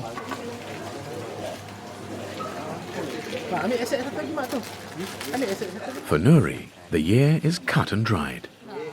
120 days of the docu-soap will be filmed here during the coming weeks and months. Tunggu mami sejuk dulu. Lepas tu mami dah ingat mati, dah ingat dunia, dah baik. Dia balik Whilst the others take centre stage, she patiently waits to be called.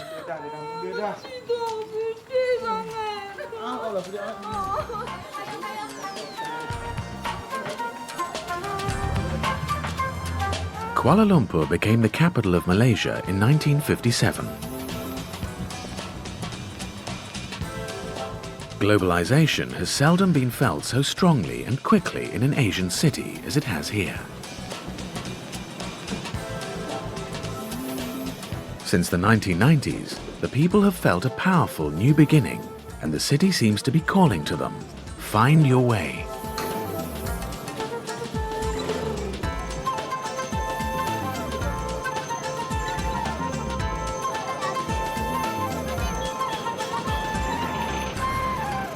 Whether traditional or modern, everything is possible in Kuala Lumpur.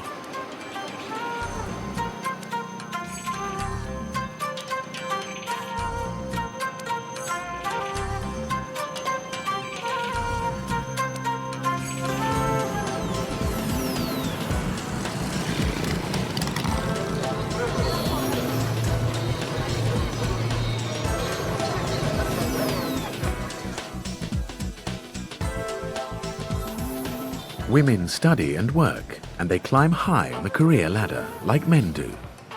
In addition to this, they all practice their faith.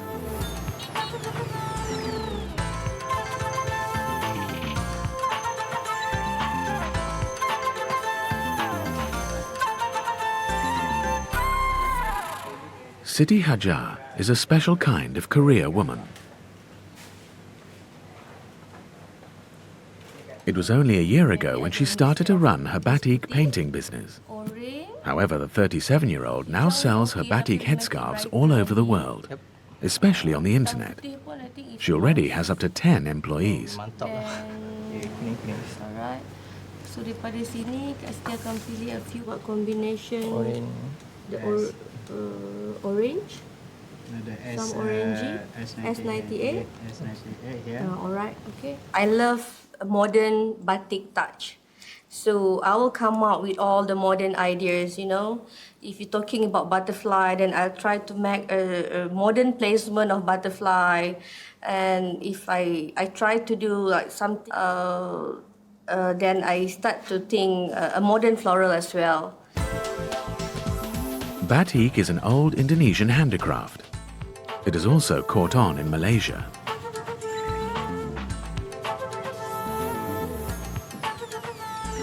The Quran says animals must not appear on batik handicraft.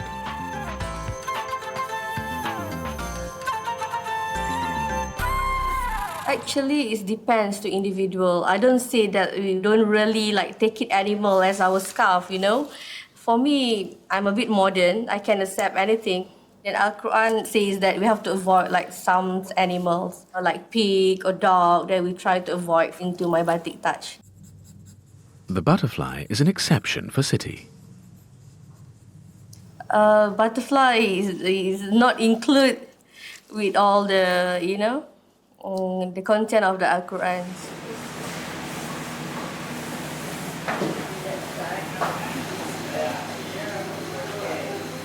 City has only been wearing the headscarf strictly for 2 years since her children have gotten older to set a good example. However, she wanted to wear a modern design, so she uses batik for herself.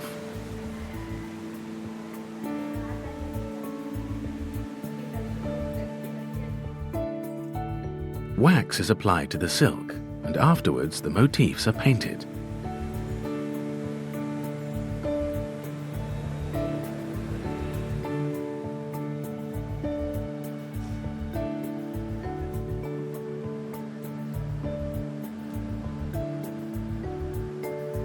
Batik has now gained a greater significance in Malaysia.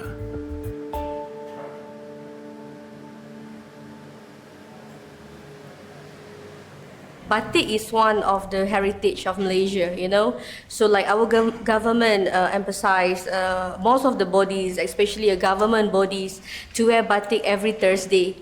So it's just like to appreciate the Malaysian heritage. Usually men's wearing a normal clothes with some batik touch, and for the ladies they are wearing the whole baju kurung, we call it, and somehow now it's quite modern touch. They can like wearing a baju kurung with the batik hijab as well, the scarf. A scarf costs the equivalent of between 25 and 100 euros. Boleh custom tak? Contoh kalau nabung dia tak cukup besar, dan kita buat lagi besar. Kalau nak lagi kecil pun lagi kecil. Siti selalu guna magnet ni. Matching. Matching.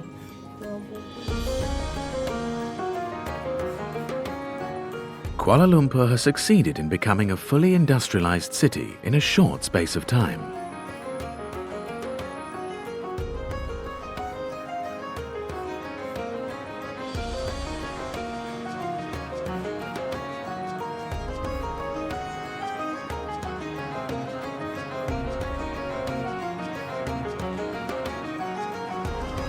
Istana Budaya. The architecture of Kuala Lumpur's Opera House is reminiscent to that of Sydney's.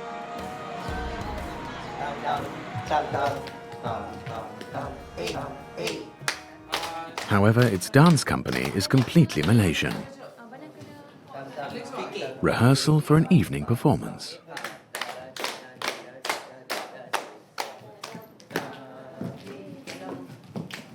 Mohammed Faizul has been dancing here for 10 years. He is permanently employed, along with around 20 other male and female dancers. They're like a family.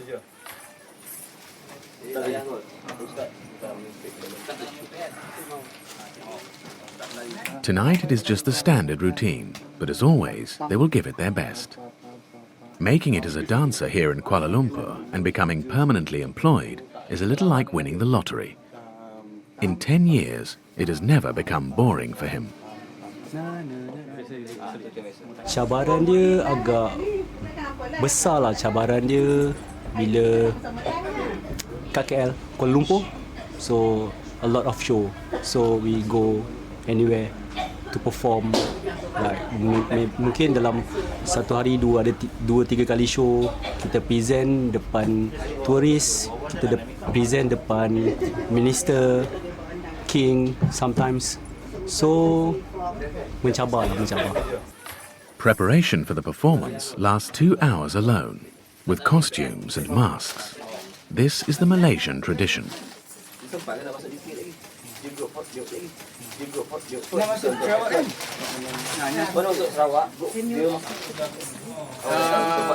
Tarian tradisional Malaysia menggambarkan budaya dan cara hidup orang Malaysia.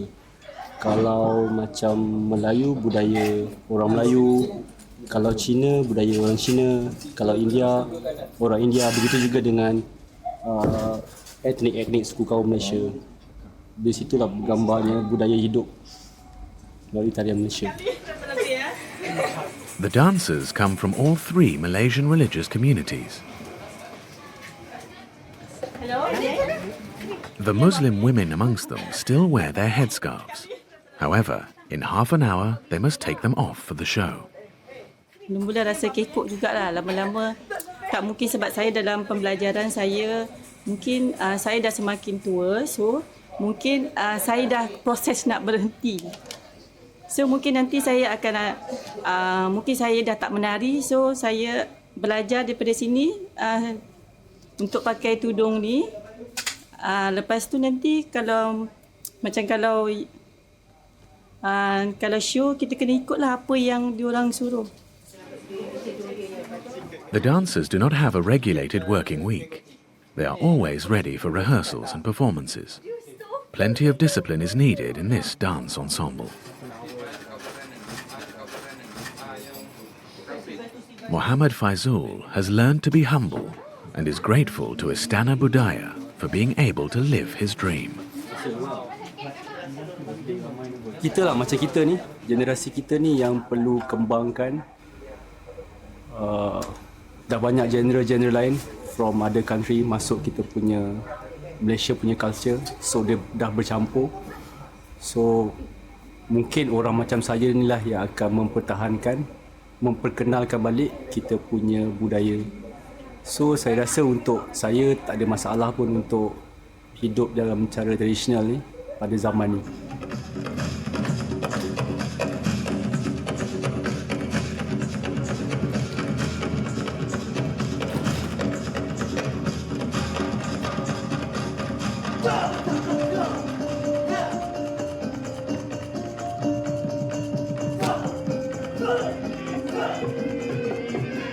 Kuala Lumpur is perhaps one of the few cities in which cultures do not collide but merge into one another.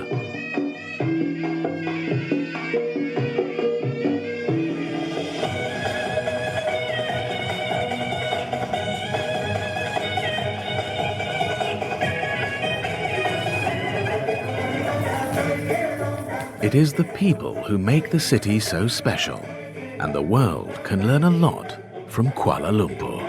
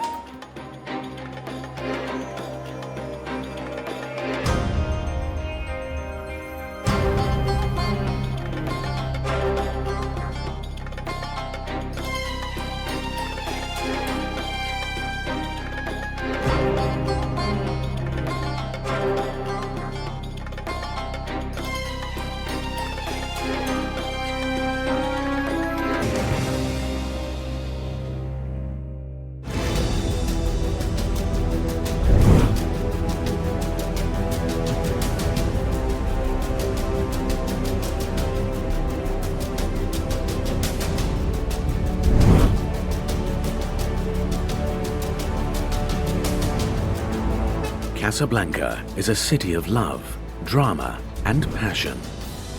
A city just like the Hollywood film. Casablanca is one of the most famous films in the world, even though not a single scene was shot there. Today, two worlds clash: tradition and globalization. The name Casablanca invokes images of Humphrey Bogart and Ingrid Bergman, but the modern reality is completely different.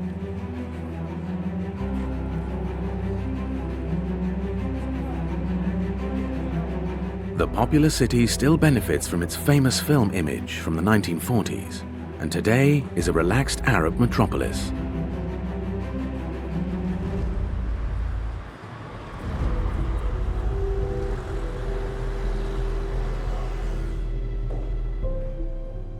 Naji Mohammed is a stockbroker.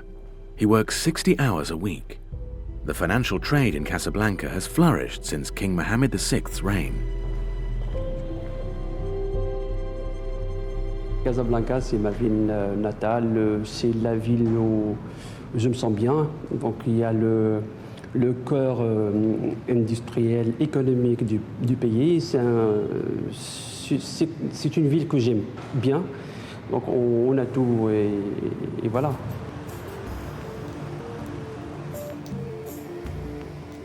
Every Friday afternoon, during his lunch break, Naji crosses the whole city on his scooter.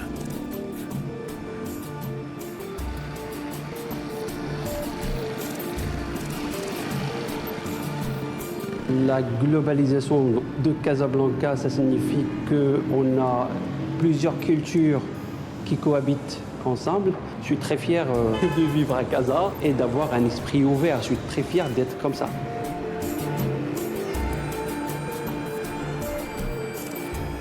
Casablanca is a city of white-colored houses.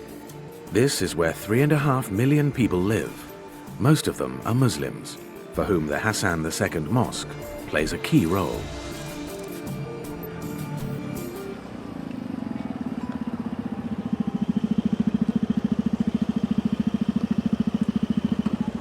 Naji's lunch break is quite short, and he has to rush to the mosque so he doesn't miss Friday's prayers. Even though he is an international foreign exchange trader, the Arab tradition is very important to him.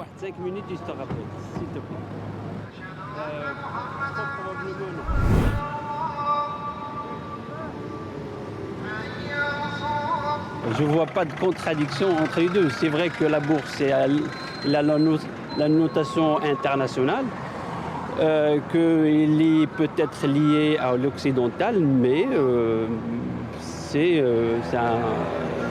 ça fait partie de mon quotidien et la prière, j'en fais une priorité aussi.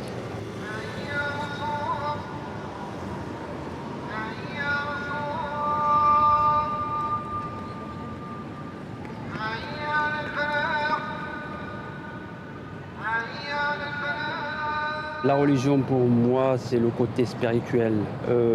Grâce à la religion, il y a, surtout pour moi, la religion musulmane, c'est vraiment un apport quotidien dans la vie pour l'apaisement de soi, pour pas mal de choses qui sont en rapport avec la spiritualité. Donc voilà, et la religion, c'est la paix intérieure aussi, c'est la paix intérieure qu'on ressent.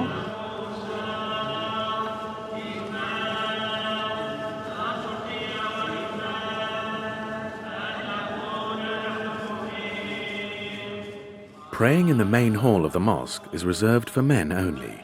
Every Friday, thousands of men gather in this gigantic structure.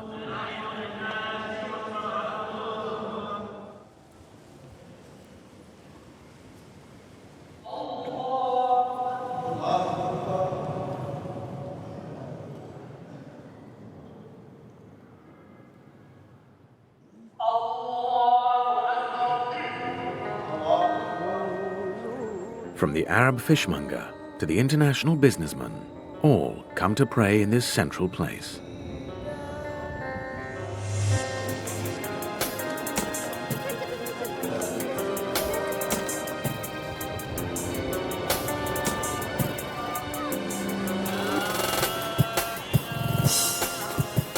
For the children, the grounds of the mosque are a bathing paradise, a place of leisure and total relaxation.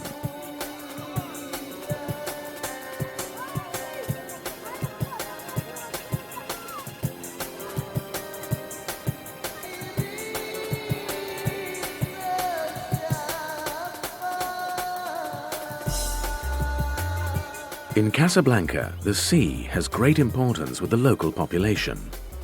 The sea represents a gateway to the world, a coast with strong breakwaters and good surfing spots.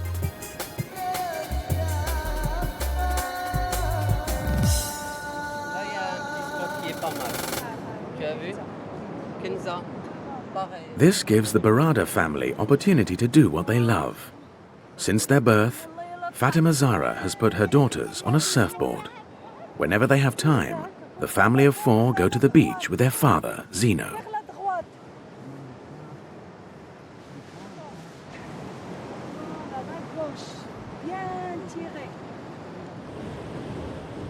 Quand tu es en relation avec la nature, avec la mer, surtout quand tu es en contact avec la mer, surtout quand tu surfes de très bonnes conditions, de très jolies vagues, tu es tout le temps épanoui, tu es très heureux, très content et surtout avec notre passion. Je sens que je suis forte et courageuse. Et après, quand je prends une vague, je sens que je progresse. En fait, on a le privilège d'être dans une famille qui surfe. Et dans notre école, il y a juste des débutants, c'est tout. Il n'y a pas une famille comme ça. Morocco, though it may sound surprising, is a popular venue for international surf competitions. Les vagues au Maroc en général, elles sont très bien. Nous avons de très jolis spots, que ce soit à partir de Tanger jusqu'à La Gouira. On a des spots très connus mondialement. Mais c'est une question de saison. La meilleure saison pour Casablanca, elle débute du mois de septembre jusqu'à début décembre. Fatima goes in the water every day.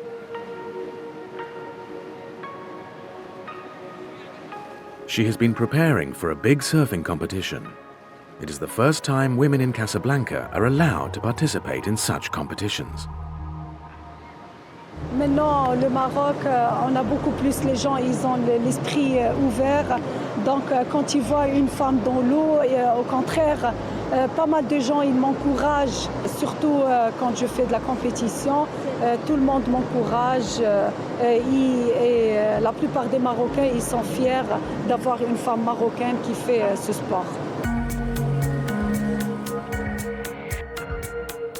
At first glance, women and girls in tight wetsuits are perhaps not in keeping with headscarves and the Muslim traditions. For Fatima, however, this is not a problem.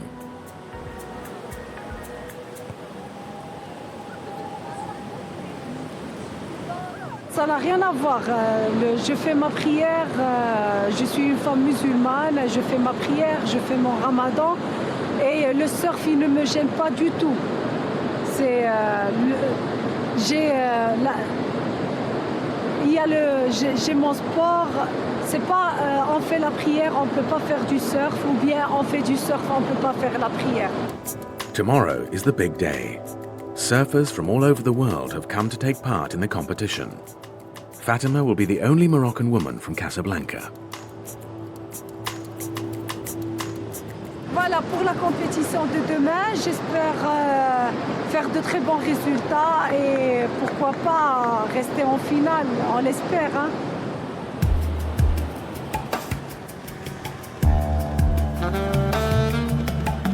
Morocco was a French protectorate in the first half of the 20th century and has left its mark on Casablanca. French architects built numerous Art Nouveau buildings which now form the Nouvelle Ville or Centre-Ville. Today, it is still the focal point of urban life, as this is where all of the modern tram lines converge.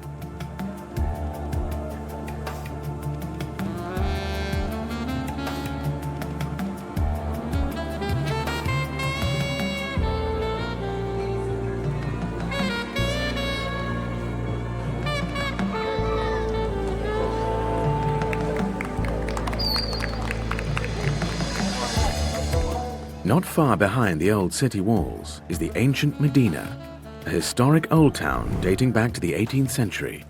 Here in the heart of Casablanca, old Moroccan tradition could not be more of a contrast to the rest of the city.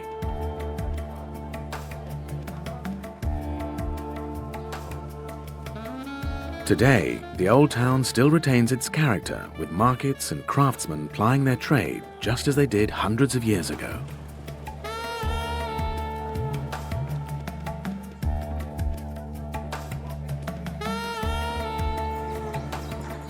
This is where Mohammed Mabchour has a workshop, in a cellar.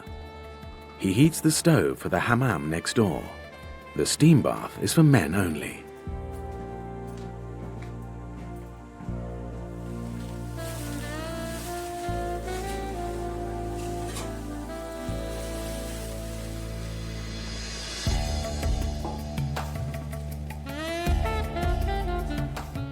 لاني جيت من البلاد وخدمت هنا في داك الشيء في الحمام. طلبت الخدمه خدمت في الحمام. جيت باقي صغير ما عرفتش ما عنديش لا صنعه لا ما قريتش وهاد الخدمه هي يعني بحال اللي قلتي هي اللي بانت ليا صافي. قريت ما عنديش شي صنعه اللي. The fire must always be fueled with wood chips. It should not be allowed to go out. يعني غير كنصور فيها شويه ديال المصروف ديال الدراري وداكشي حيت هي اللي فيها يعني هاد الشيء هذا هي اللي فيها الرواج. ولفتها من الصغر يعني 30 عام راه ولفت بالاخص هاد البلاصه هادي. ولفت دابا هنا نمشي لكاع شي بلاصه اخرى اي بلاصه ما نولفش فيه ما خدمتش فيها كاع ولفت هنا بزاف.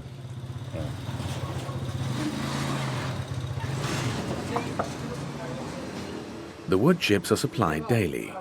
Mohammed burns 300 kilograms a day.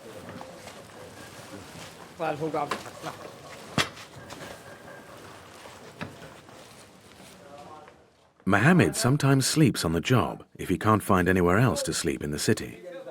His real home is in the countryside with his wife and children.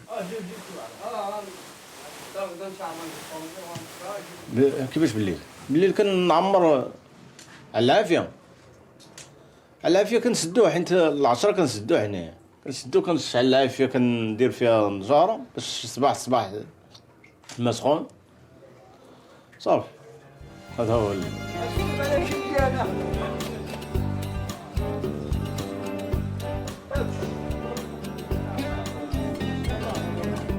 Everyone can find their own place in Casablanca.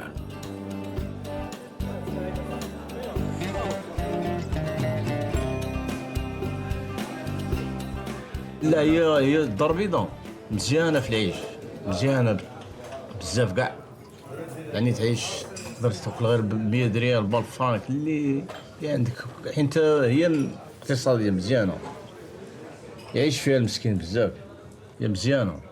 ودابا يعني كما قلتي دابا انت غادي لقدام مزيانه المسكين ما يقدرش يعيش فيها الا تبدلت هادشي ديال المدينه الا ريبو بدلوا هادشي اللي ولا دابا في جهه البحر سميتو مارينا ويدخلوا هنايا صعيب شويه على المسكين ما يبقاش يعيش مسكين. In the old Medina, it seems as if time has stood still. Every afternoon, Mohammed Mabchour goes to the hammam, a kind of heated steam bath where the local men wash themselves and relax.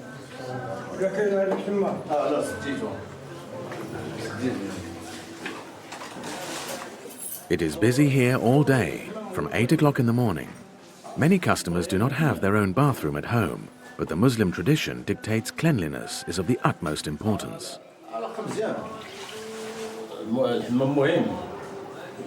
مهم الحمام اللي ما اي واحد كيعوم في الحمام اي واحد واخا يكون عنده الدوش في الدار كيعوم في الحمام الحمام كيعيدو صافي مهم وصحيا شي واحد مريض بالبروده ولا هادي مزيان ليه يستخدم مصاد.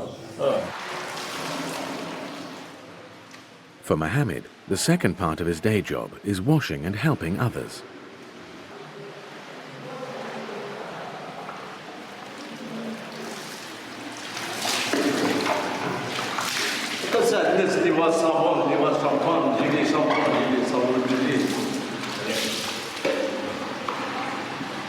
الواحد قاعد على البلاد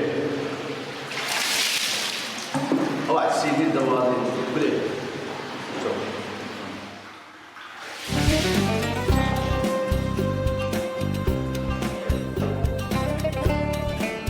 Casablanca is a city caught between east and west.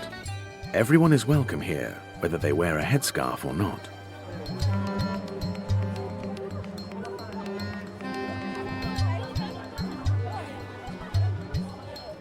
The king advocates a moderate modernization of the country.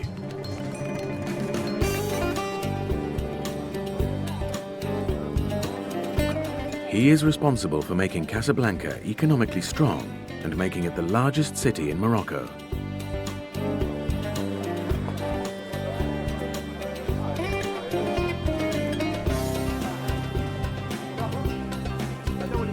Trade is booming.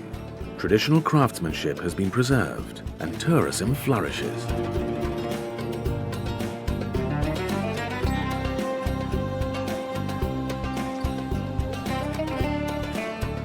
Although the gap between rich and poor is increasing, nowhere else in Morocco do people benefit as much as they do in Casablanca.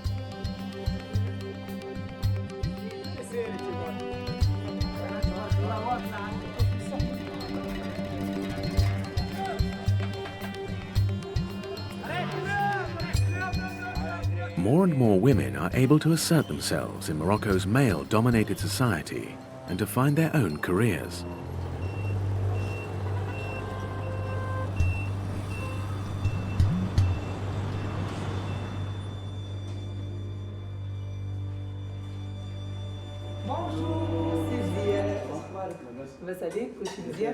Samira Belhaj is a singer.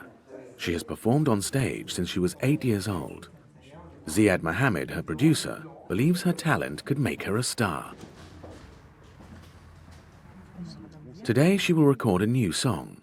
In the evening, Samira has a live performance at an exclusive hotel restaurant.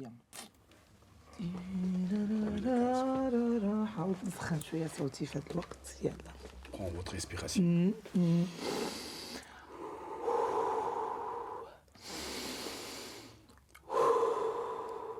Wow. Top. Allez, bonne chance. Merci. Bonne chance. Da, da, da, da. Da, da, da, da. بالنسبة لي الميدان الفني ماشي سهل وبالنسبة للمرأة يعني مغربية عربية مسلمة ماشي سهل لأن يعني كان الحياة الأسرية ديالي كيف كنقولوا كنجي عليها أكثر لأنه الفن هو حياتي دونك دائما العائلة الأسرة الزوج الأولاد كيتظلموا كنحس بهم مظلومين دونك طريق صعيبة شوية في الميدان الفني.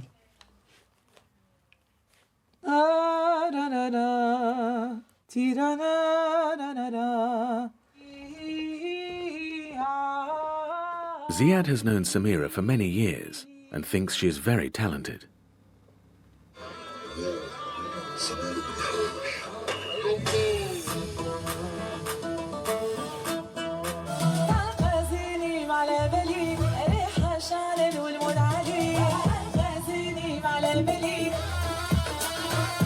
La voix, il a beaucoup les fréquences des aigus, elle est brillante, la voix, elle est spéciale un petit peu, pas comme les voix classiques. C'est une voix qui est polyvalente, ils peuvent chanter classique, moderne, toute la variété arabe. Elle est qualifiée de faire ce qu'elle veut avec sa voix.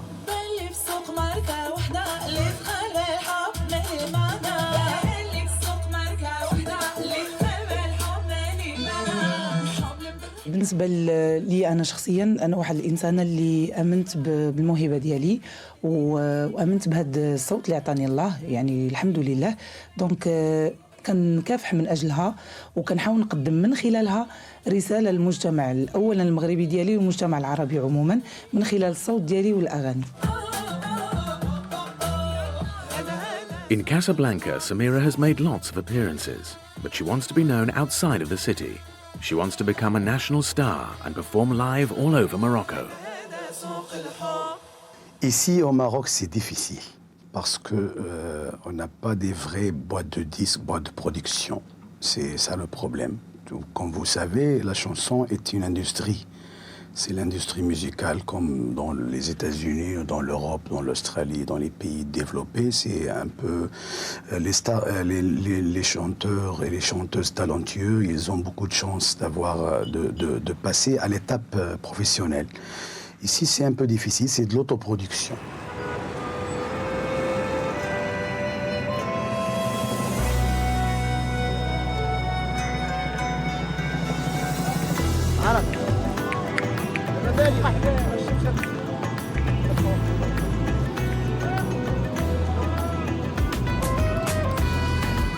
Casablanca gives you courage.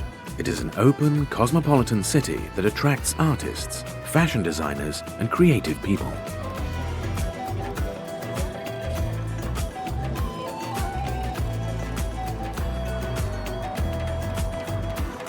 People say that in Casablanca, anything is possible.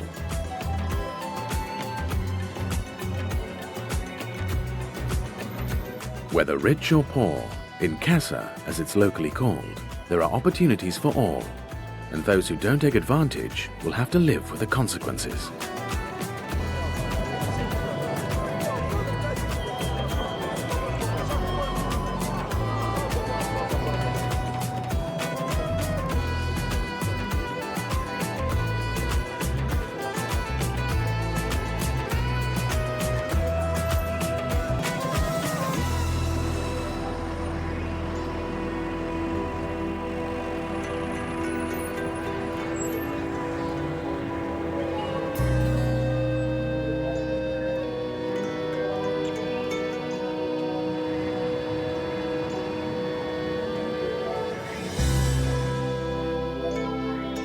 Samira Belhaj does everything to fulfill her dreams and performs everywhere she can to gain a bigger audience.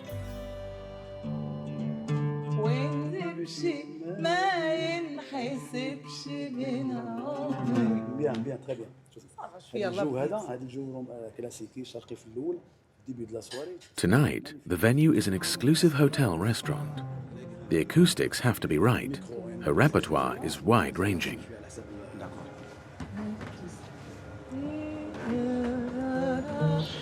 Il essaie de satisfaire toute la clientèle du restaurant parce qu'il chante tous les genres de la chanson arabe. Il a la variété arabe. Il chante du libanais, tunisien, algérois, marocain.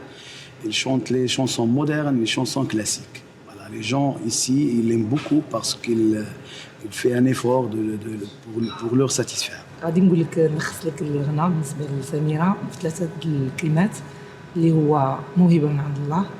كانت هواية ولات موهبة وهواية واحتراف. يعني بمختصر هي حياة سميرة. يعني أنا فكرت مرارا وتكرارا أنني نبعد على الفن وندير مهنة أخرى لكن ما عرفتش.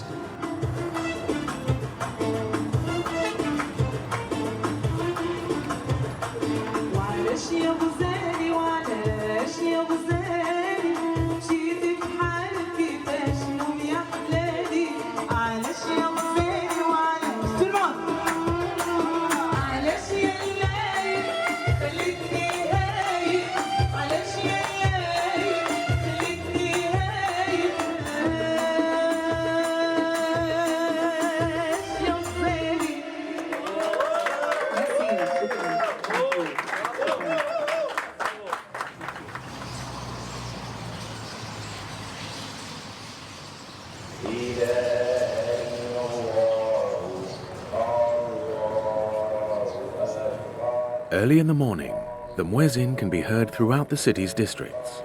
The 5 daily prayers are important to most people. The pride of the city is the gigantic mosque of Hassan II, one of the largest mosques in the world.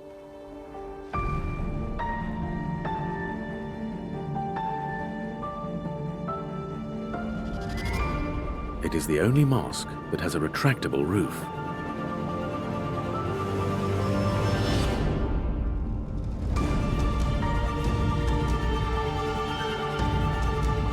Only the king is allowed to go through the Porte du Roi, the king's gate.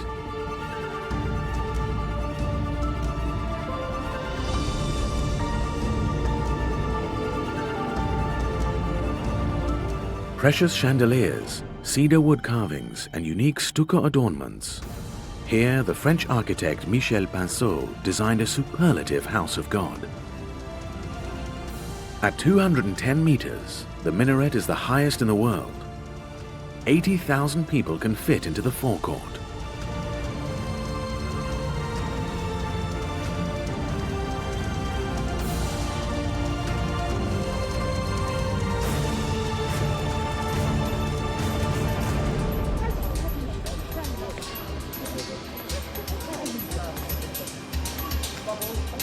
The magnificent building was built in just 7 years.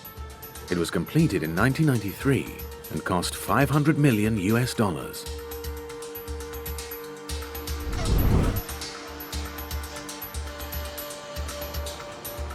Christians, Jews and Berbers have all left their mark on the city. Through a long history of change, Casablanca is European in many ways.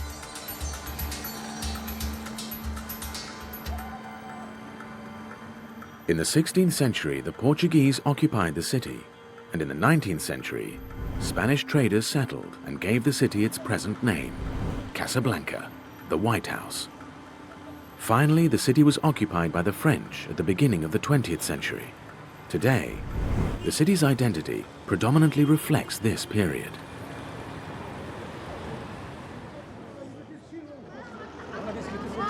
The weekend presents a time of leisure for the city's inhabitants.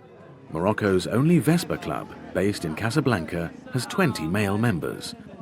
Naji Mohammed, the stockbroker, is a member of this club.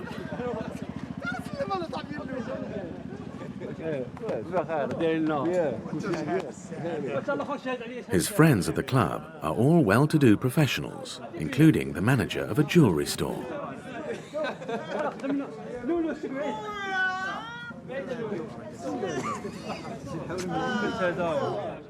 C'est un moment de déstress par rapport à une semaine chargée de travail. Donc, c'est retrouver des amis. C'est un défouloir. Voilà, donc, et ça fait plaisir et c'est une préparation pour le début du travail de la semaine prochaine. C'est très sympa ici, ça permet de défouler, c'est très bien. At the club, the scooters are repaired, cleaned and spruced up. The guys are amateur engineers and hobbyists who are extremely proud of their bikes.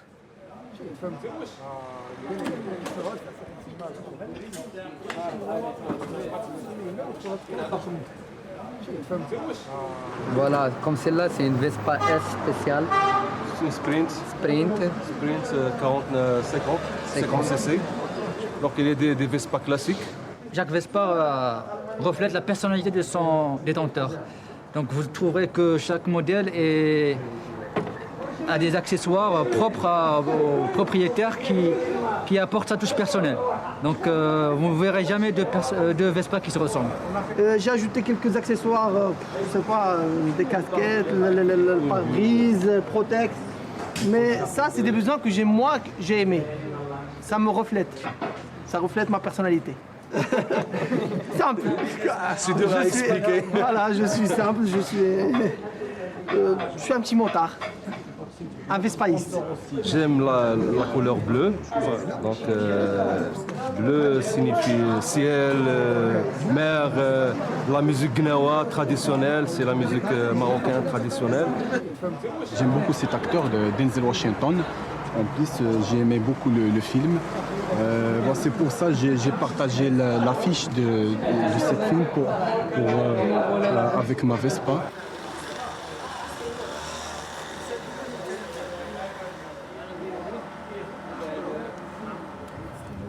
Ça, c'est ma Vespa. Là, le club, on a notre logo, donc le logo du club. Donc, club, il n'y a que des passionnés de Casablanca. Chacun a sa profession, son métier. Et on se rencontre, on a un planning annuel et on se voit et on passe des moments ensemble agréables, que ce soit ici à Casablanca, que ce soit ailleurs. Donc voilà, donc c'est notre bijou bonheur. Their hobby is very time-consuming. Almost all of them have wives and children at home. On passe beaucoup de temps à réparer la Vespa et nettoyer tout ça. Et elle et notre femme, ils disent que vous passez beaucoup de temps avec la Vespa que nous. C'est pour ça qu'ils sont jaloux. Il n'y a pas que le temps, il y a même l'argent. On gaspille beaucoup d'argent sur nos Vespa. Et les femmes, ils aiment bien que tu gaspilles beaucoup d'argent sur eux. Tu te dis, parfois tu achètes une pièce plus chère qu'un cadeau à ta femme. Tu vois, tu comprends. C'est ça. On ramène les enfants avec nous. Hein. C'est très sympa. Ta femme, elle te voit nettoyer ta Vespa et te caresse comme ça. Tu caresses ta Vespa tranquillement, gentiment. Elle aime bien qu'il soit, en même temps, elle qui soit caressée. Ça, c'est la jalousie. Parfois, on est partagé. Hein. Par exemple, quand tu rentres le soir chez vous à la maison, quand tu dis à ta femme, tu prépares le dîner, va chez ta Vespa qui prépare le dîner. Il te prépare le dîner. Et le problème, c'est que nos sorties, ça se coïncide toujours avec le week-end. Et le week-end, c'est parce qu'on travaille toute la semaine. Le week-end, c'est pour les enfants et la femme. Il y a un week-end sur deux, je suis avec ma Vespa et mes amis.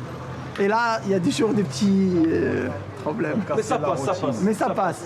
Tu sais, quand ta femme te trouve heureux et que tu es passionné, tu as envie de là, il te laisse, il te dit voilà, je préfère lui laisser avec sa passion.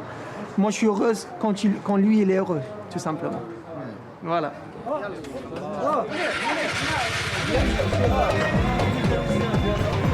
Today, the members want to go on a small tour of Casablanca. Nothing big, just a bit of cruising.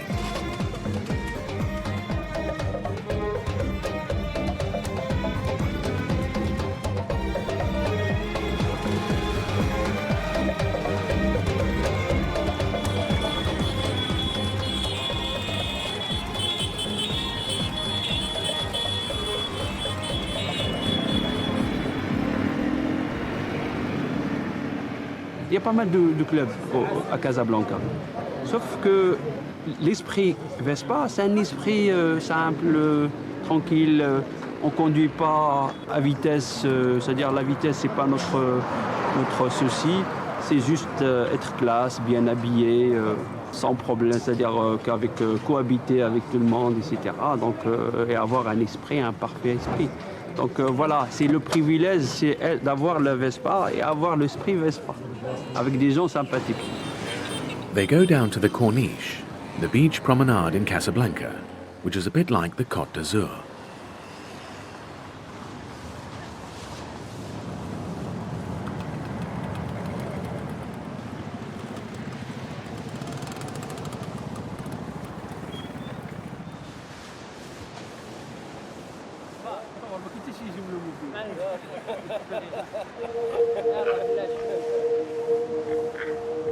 Today, part of the beach has been sectioned off and closed for a special sports event. Preparations have been going on since early morning.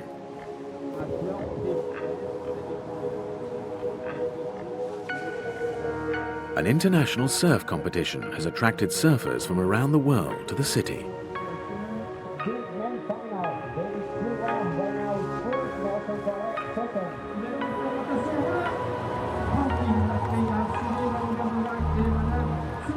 Over several days, the surfers will compete in a knockout championship until only 2 finalists are left to battle it out.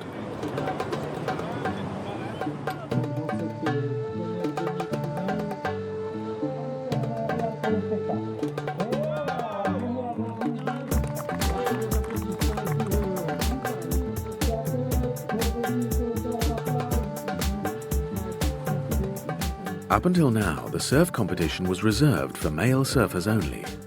They are admired by the Moroccan spectators and seen as celebrities. But this time, women will also be competing. For the first time in Casablanca, Fatima Zahra Berada is still in the running. She is the only Moroccan woman to compete. She has already passed the preliminary rounds.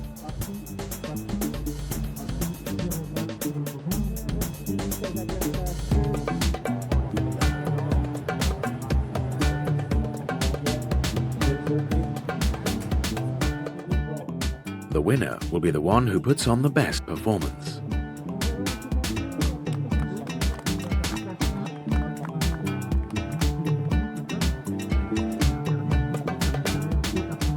Je vais essayer de faire de mon mieux. Déjà, je me suis entraînée pour cette compétition.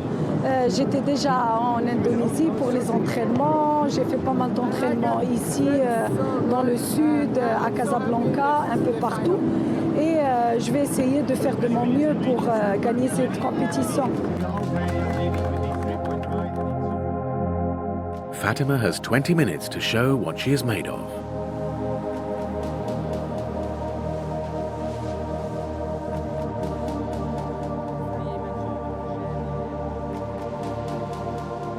Her family is supporting her.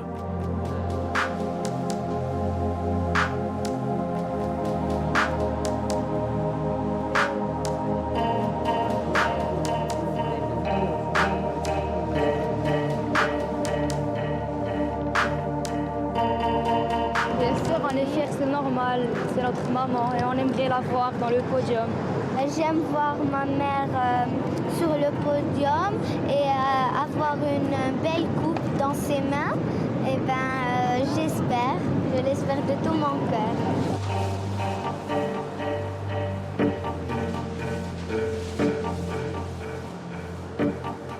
But the conditions are not good for Fatima.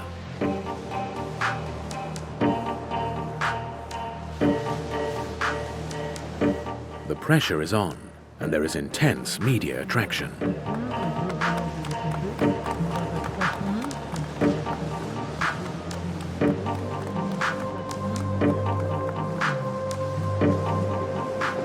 Là, elle est située sur un pic de droite, ça va être un peu difficile pour elle parce que la vague est très courte.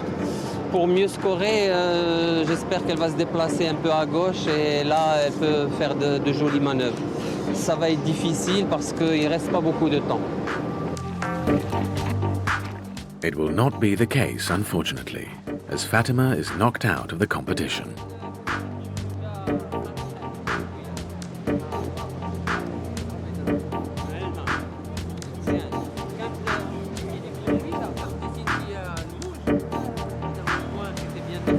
Les conditions c'était un peu difficile avec la marée basse, un peu de houle, les vagues qui fermaient, donc j'avais pas la possibilité de faire les manœuvres.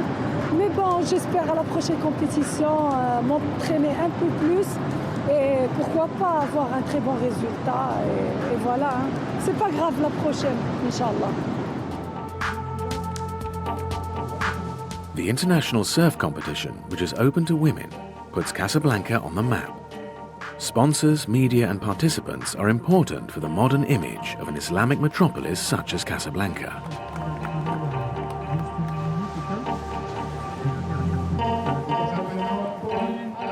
The competition was eventually won by a Frenchwoman, Pauline Adot.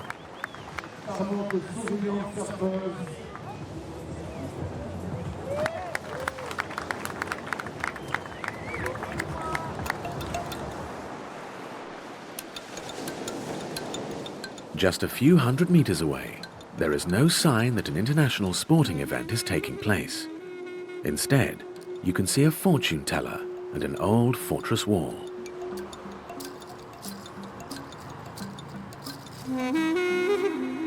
Life in Casablanca is as diverse as its people.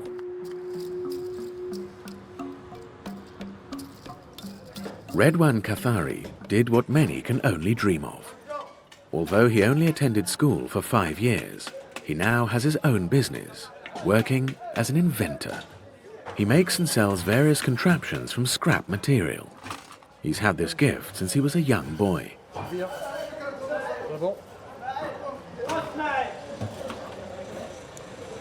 بالنسبه للصغر ديالي انا كنت ازماتيك ما كيمكنش نخرج مع الدراري في الزنقه.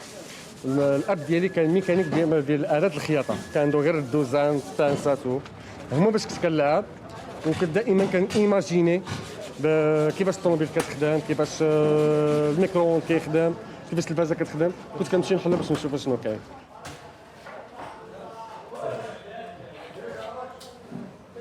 Redwan builds machines his customers can afford to buy.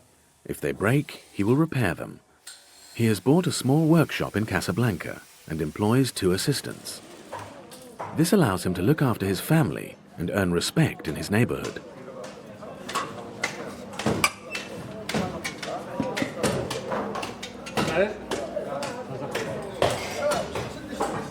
His inventions are not going to change the world, but they do the job somehow.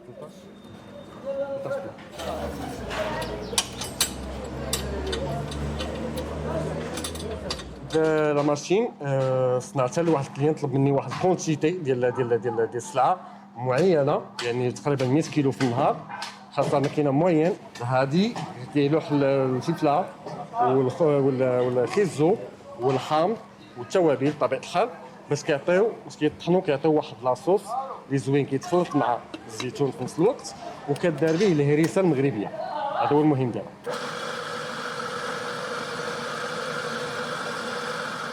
Redwan is convinced that Casablanca is the right city for him to become even more successful.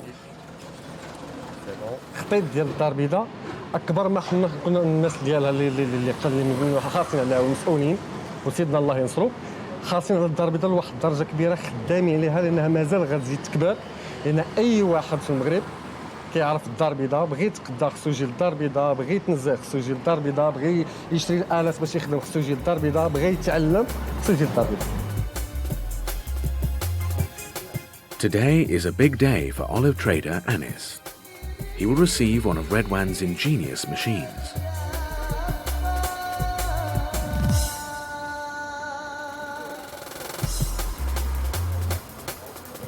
The delivery of an olive press is scheduled for this afternoon.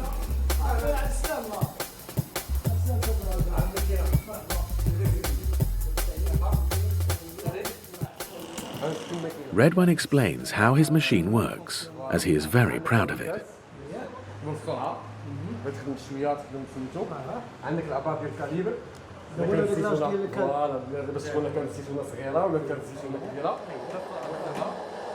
هاد الآلة هذه كتسهل علينا واحد العمل اللي كنحتاجوه، هو تراس ديال الزيتون اللي كنحتاجوه بزاف، وهذا العمل كنا كنديروه يدويا، وكان كيتطلب لنا وقت كبير وجهد كبير وعمال كثار. يعني وإلا بغينا هاد الآلة هذه خصنا نستوردوها من أوروبا وبواحد الثمن اللي هو عالي. لهذا الأخ رضوان طرحت عليه الفكرة وقلت له اشنو الآلة اللي كنحتاج ليها، صوبها لي يصنعها بواحد الثمن اللي هو فرق كبير اللي في المستطاع ديالنا.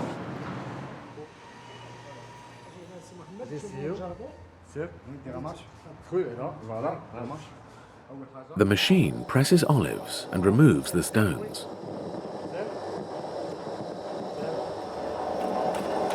كان أمنيتي أنني نكون مخترع، وبحكم الظروف العائليه ما كملتش القرايه ديالي، ولكن الموهبه ديالي في اللعب وفي الدوزان ديال الاب ديالي وفي الماتريال ديالو خلاني انني نولي هكا كنبدع الالات ونصنع الالات ونساعد الناس باش يخدموا، وفرحان بزاف بهذا الامر هذا.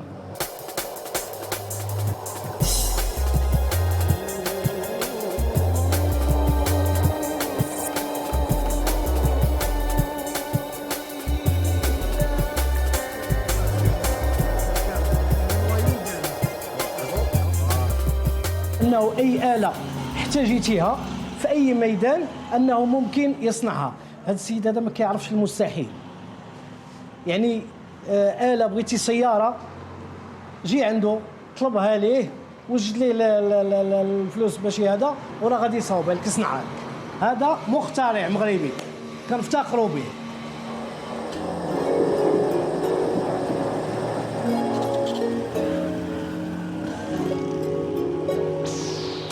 Many people seek their fortune in Casablanca, and quite a few have amassed wealth and prosperity. The square meter prices equal those of cities like Paris or London, but no one likes to talk about the large slums which lie close by.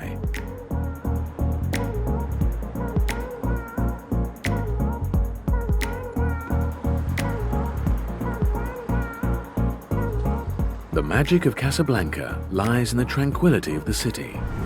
Its location by the sea gives the city very pure air, a lot of sunshine, and a unique light. Even though there has been a noticeable increase in the wearing of headscarves for women in the city over the past couple of years, most people in the business districts dress in Western style.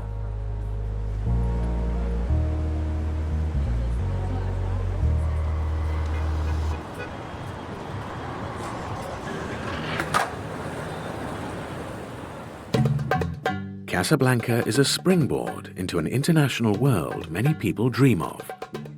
Soraya Mechmoun, a 21-year-old fashion model, is one of them. She models to finance her studies.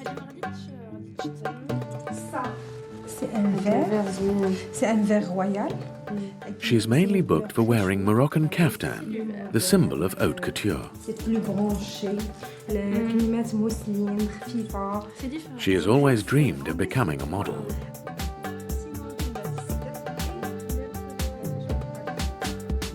Dès que j'avais l'âge de 16 ans, il y avait ma copine qui était mannequin. Et je lui ai parlé comme quoi moi aussi je veux devenir une mannequin. Et elle m'a dit, ben vas-y, on va faire un défilé ensemble et on va voir. Toujours deux pièces. Mais là, voilà, mais là, une fois portée, Soraya is 1.80 meters tall, but she has another huge advantage over the other models at the agency. La différence, c'est que, on peut dire, la plupart des magazines, pour les shootings et tout, ils cherchent une fille type européenne, genre les yeux verts, des blondes et tout. La plupart ici au Maroc ont des yeux noirs, des cheveux longs, noirs et tout. Donc c'est différent. The fashion designer, Sophia Laichi, is happy to work with Soraya. Accessories and headscarves are sometimes also part of the kaftan. كنديروا التاج العروسه كتحطوه فوقها كنحطوش فوقها كندرقوا به الوجه بحال هكا. Je rejoins l'utile à l'agréable.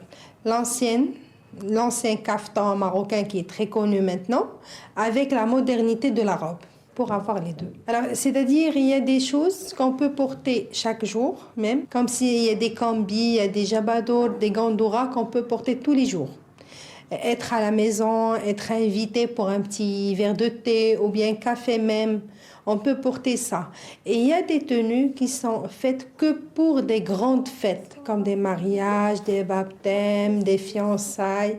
Ça, c'est une autre catégorie qu'on ne peut pas porter tous les jours. C'est lourd quand même.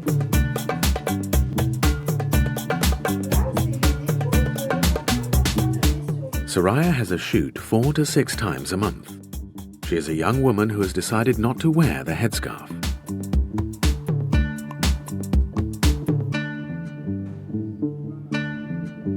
J'aime pas porter le voile. En fait, je peux le porter si, par exemple, je pars à la mosquée.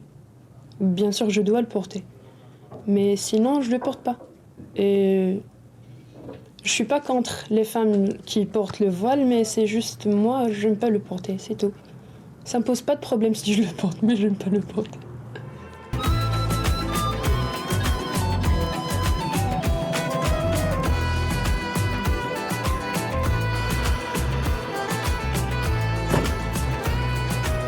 From one of the most modern districts of the city, she is now traveling to Quartier des Abous for a magazine fashion shoot.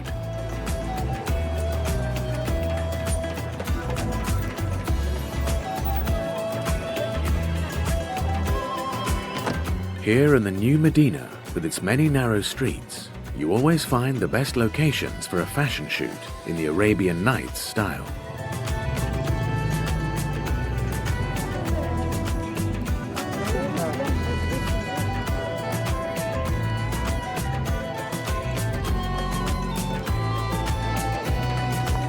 Casablanca is the #1 fashion city in Morocco, but whoever makes it here normally wants to go further. Mon rêve, c'est de continuer mes études en Suisse, à la gestion économique. Bien sûr, par rapport au mannequinat, je rêve aussi de faire Victoria's Secret, même si c'est des lingeries, mais bon, c'est un rêve.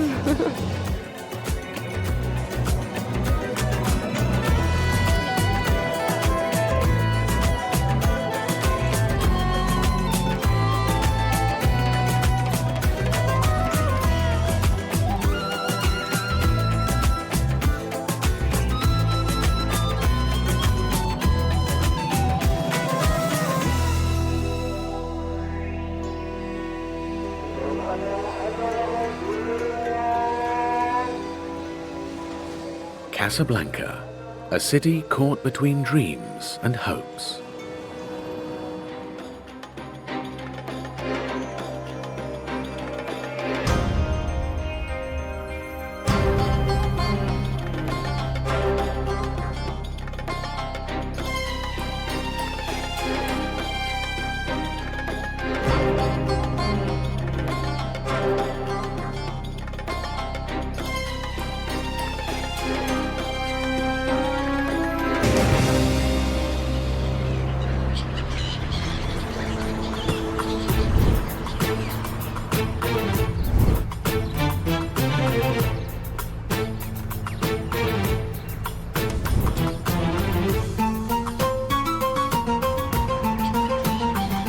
Muscat, the capital city of Oman, is highly modern while also deeply rooted in the past.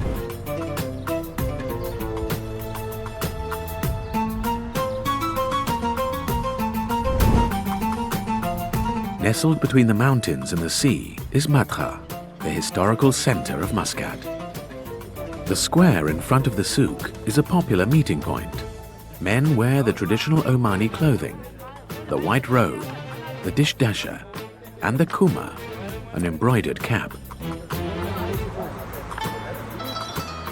In public, most of the women wear a floor-length, cloak-like dress, the abaya, and a headscarf.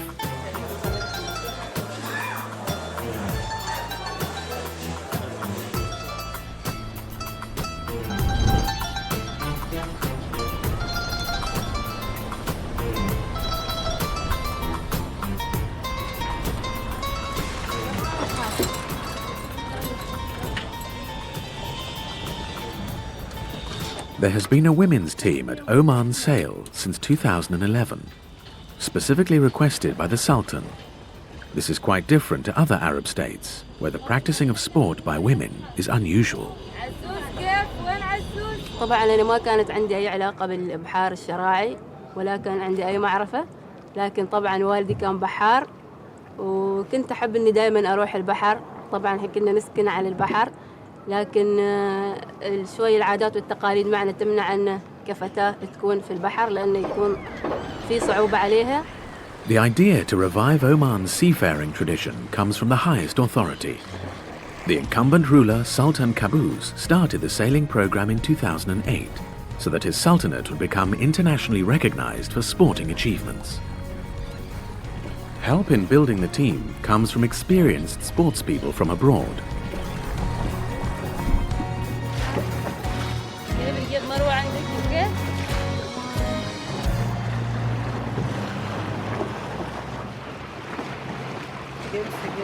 طبعا في البداية الناس ما متقبلين هالفكرة ان فريق نساء يكون في الابحار الشراعي، فاحنا حابين نوضح للناس ان لا، الابحار الشراعي ان البنات يقدروا يسووا هالشيء، انه ما في شيء اسمه مستحيل. طبعا احنا البنات ما ان نتدرب وحدنا بس، بنات معانا شباب ناخذ منهم خبرة، ناخذ منهم معلومات اكثر لانهم اقدم منا. That's coming. 3, 2, 1. Now. Okay. The women's team has already participated in international competitions. Their furthest journey was to northern Germany for the Kiel Week sailing event. The sport offers young women the chance to develop self-confidence and independence in a country where the traditional notion of a dominant male is still widespread. Good wind here. Gust. السيلينج طبعا بالنسبة لي هو حياة ثانية طبعا غير الحياة اللي احنا نعيشها، لأن لما ننزل سيلينج على طول نحس إن كل الهموم وكل المشاكل نحس براحة نفسية في الإبحار ونستمتع كل يوم. طبعا نكتشف شيء ثاني وشيء جديد في السيلينج، والحمد لله نتمنى إن شاء الله نتمنى من جميع الفتيات أنهن يجربن البحار الشراعي عشان يحسن بالشعور اللي احنا نحس فيه الحين. خلاص هو كنسله. The 3 female sailors are a symbol of the new modern Muscat. The history of the city stretches back to 2000 BC. Surrounded by mountains, Muscat was regarded as a safe haven. This was particularly recognized by the Portuguese, who conquered Muscat and built many fortresses in the 16th century. However, in time the harbour lost its significance, and Muscat fell into a deep sleep.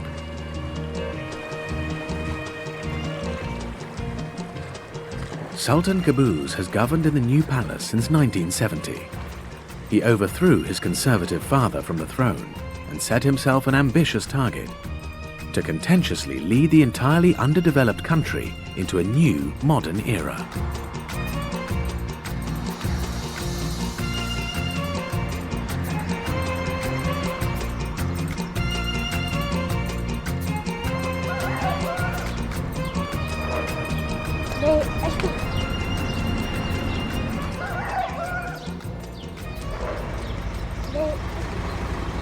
One of the last halwa manufacturers of Muscat is situated in a narrow lane.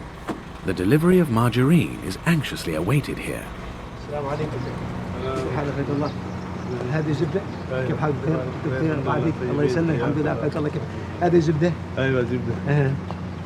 هذه عمانية؟ عمانية. عمانية؟ ايوه. من النوع الجيد؟ لا جديد هذا؟ جديد. جيد؟ أيوة. هذا كم عدد هذا؟ هذا 1 2 3 4 5 6 7. 7. أيوة. المجموع كم كامل؟ كم قابل كامل؟ يعني 20. 20. ايوه. Halwa is the traditional dessert of the Omani people. Mohammed bin Zahran is one of the last remaining manufacturers who make halwa the old way. The only difference today is a gas flame which heats the underneath of the copper vat rather than the wooden fire. Mohammed and his assistant cook the halwa in accordance with the age-old family recipe.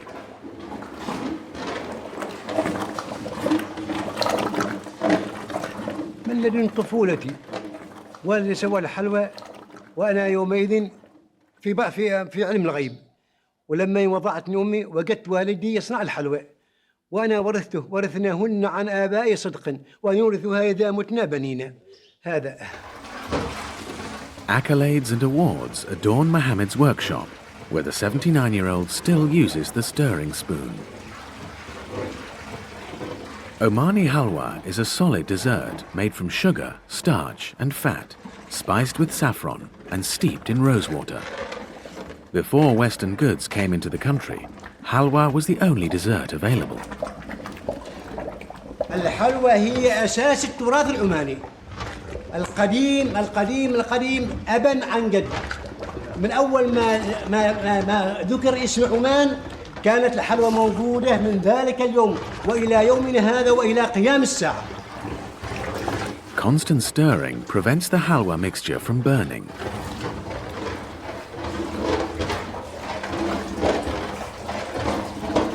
Mohammed has an ingrained instinct in knowing when the mix is ready. بعدها ربع ساعة بعد ربع ساعة.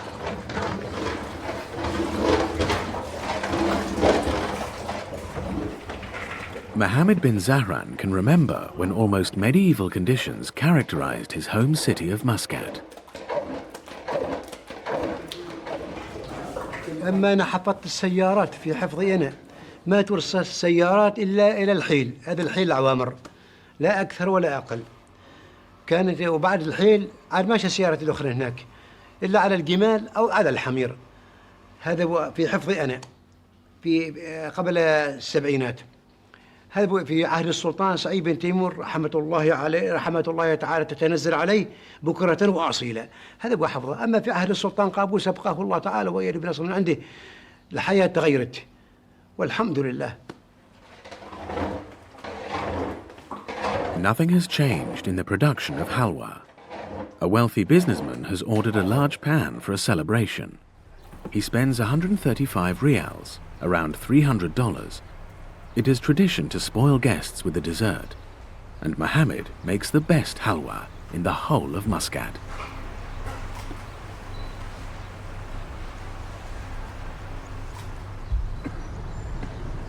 The boss personally supervises transport of the valuable freight.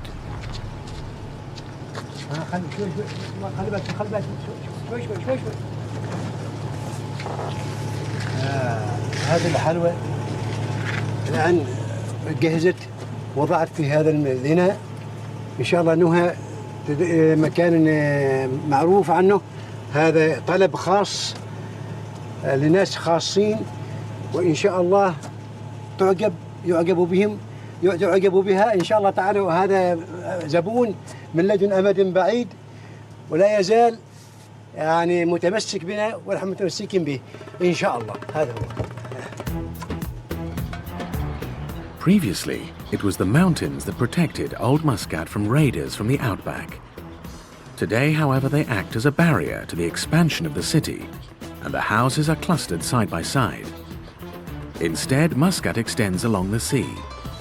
Sultan Qaboos, who studied in England, loves prestigious projects. The Royal Opera House, completed in 2011, is equipped with all pageantries imaginable. It attracts even international stars. In the large mosque that bears his name, Sultan Qaboos has also created an architectural monument.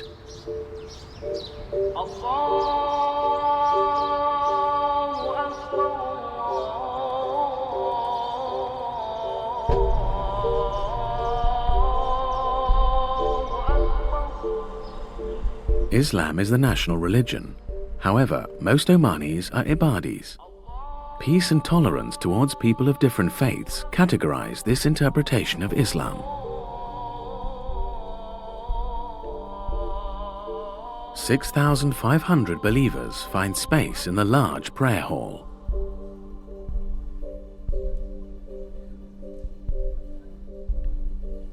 More than 1,200 lights glow in the 8 tons of heavy crystal chandeliers.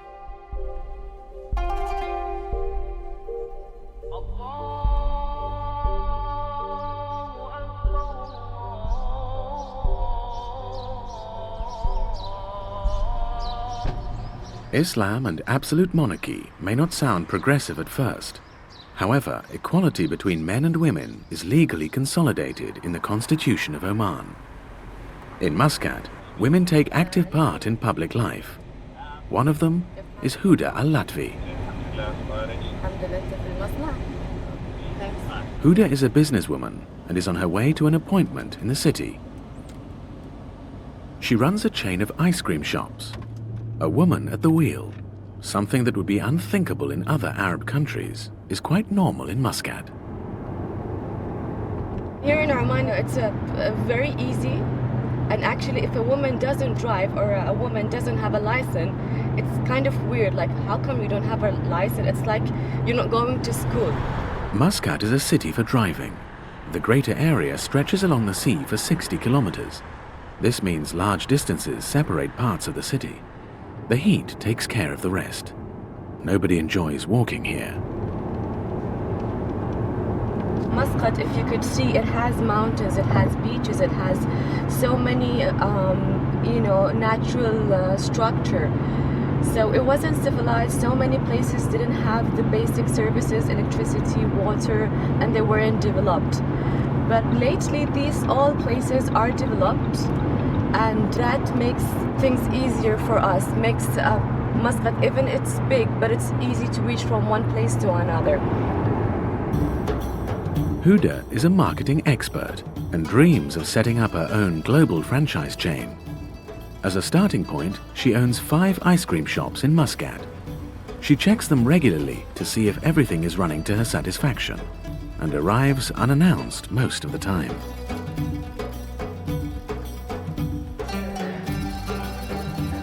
A female boss is still unusual in Muscat. So, how are the sales today? It's better now.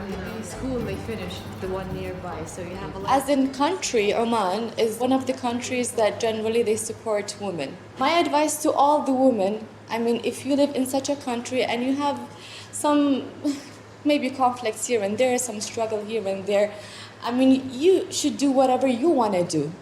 And alhamdulillah, in Oman, thank God, it's a very nice environment for women to be able to be who they are and raise to do whatever they want to do. Vanilla, chocolate and strawberry flavors. Ice cream parlors in Muscat are still something special. Customers are often mothers who want to give their children a treat. واحد إيش؟ strawberry. Strawberry. فانيليا. يلا جربي شوفي حلو ولا لا. In contrast with Huda, most women wear a headscarf in public. Here in Oman, it's an optional. So that means some places you go, let's say a funeral or a ministry or a place that's full of men. So it's part of respecting the culture. You have to, have it around or put it on. But again, if you go to shopping or different places, whatever, you don't have to have it on. So it's optional in this culture. And in Oman, we have a very open-minded culture that respect the person, woman or men, for whoever they are and what they do. The next appointment, a university lecture. Huda teaches at a school of economics and finance in Muscat and passes on experience from her business life.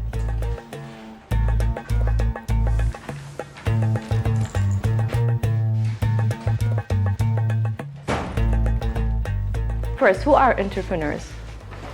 Before 1970, there were only 3 Quran schools for boys.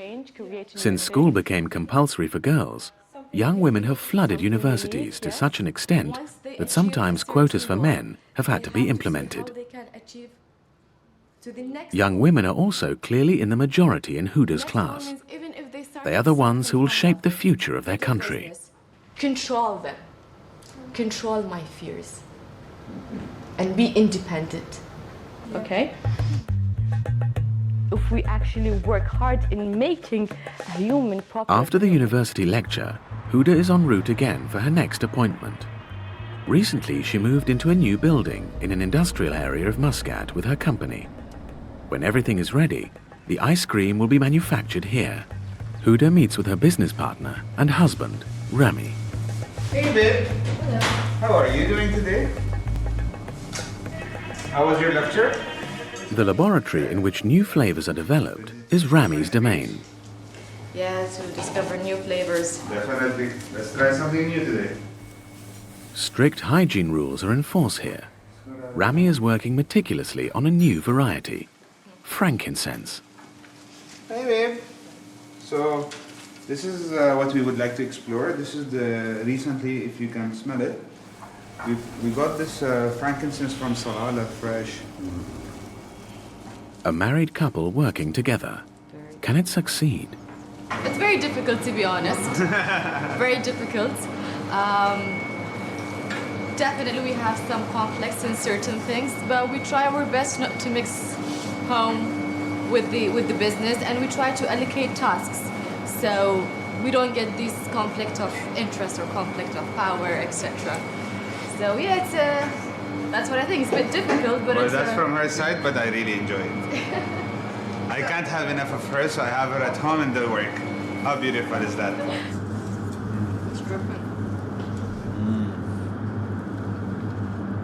I love my job. So yeah, I think this is approved for the day. Yeah. And seriously, we need to meet for the business for this. Huda and Rami studied abroad and are open-minded. However, Muscat is a city with many different faces.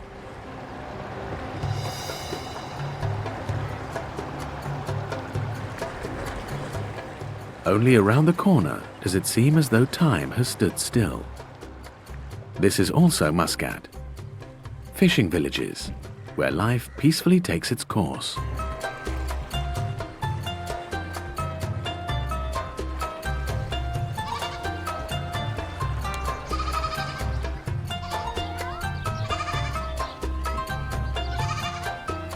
Nobody would suspect that this is part of a large city.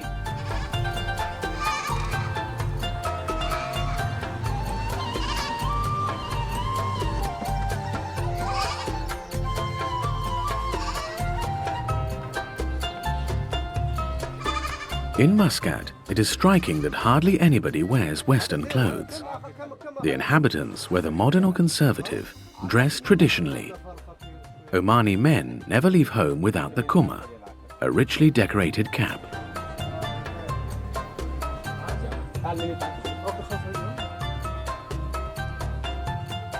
The kuma is part of everyday wear and is available in different colors and designs. Today they are mostly manufactured by machine. A hand-stitched kuma is something special. In the fishing villages of Muscat, the women maintain this tradition. The caps are mostly presents for sons or the husband. For Nadia, Fatma and Amna, embroidery is a pastime, which requires a lot of patience. دائما تاخذ 4 أشهر 5 أشهر. إذا يعني فيها نقشة شوية 4 أشهر. إذا ترسم يمكن 6-7 أشهر كذا تاخذ. Sometimes the women receive such orders. In these cases, the kuma is naturally more expensive. It is a symbol of status and of adulthood for a man to wear on his head. رسمة قمة روسة بس إذا فيها بس شيء بسيط بس أرض كانت يعني ما فيها نقشة بس مثل هذا القماش بس ونرسم يعني ونخيطه هذا لا عادي يعني وبعدين الرسمات يعتمد يعني إذا كان لون نفس لون واحد القيمة تجي غير إذا لونين مثل هذه نفس الشيء القيمة تجي غير يعني ما نفس السعر تكون. Just as the caps are part of traditional men's clothing, the women of Muscat also have a special style of clothing. The abaya, the plain black overdress, is only worn in public. Jeans, t-shirts and other garments can be concealed underneath.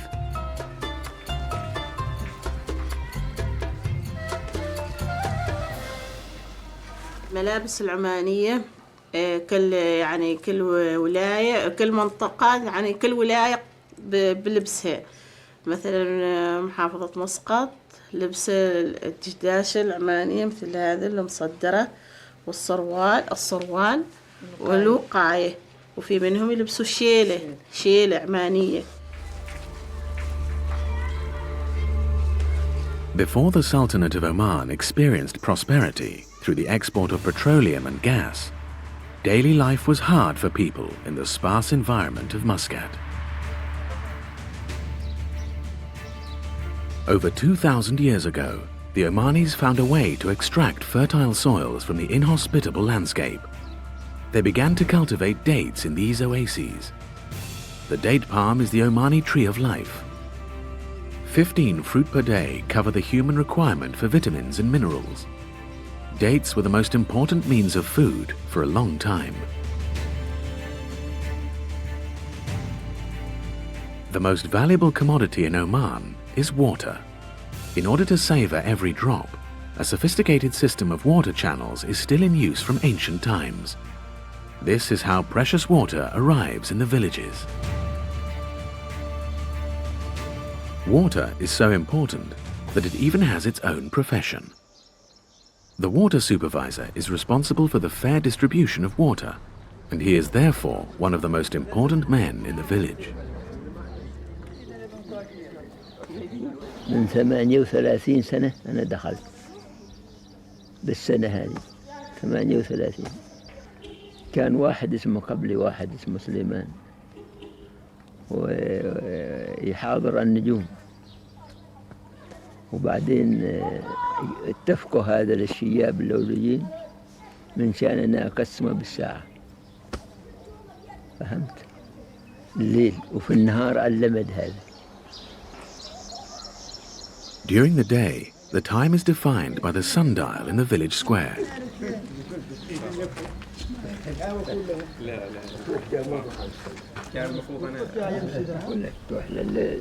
Zahir, the water supervisor, tells his son how to interpret this.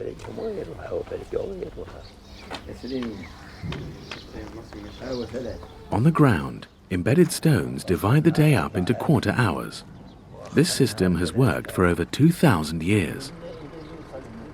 The position of water supervisor is a little like that of a mayor.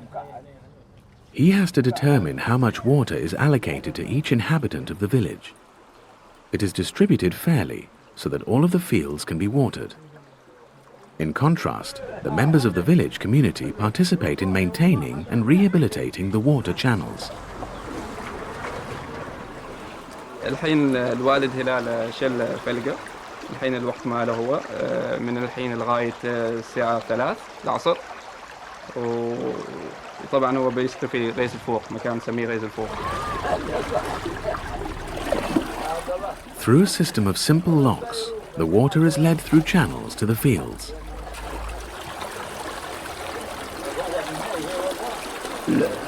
هذا نعمة من الله، وهذا أي واحد محتاج له، الصغير والكبير، والزراعة حتى الهوايش ملحح الماء هذا. وإحنا الحمد لله الله تعالى جعل في الرستاق عندنا ثروة مائية واجد الحمد لله.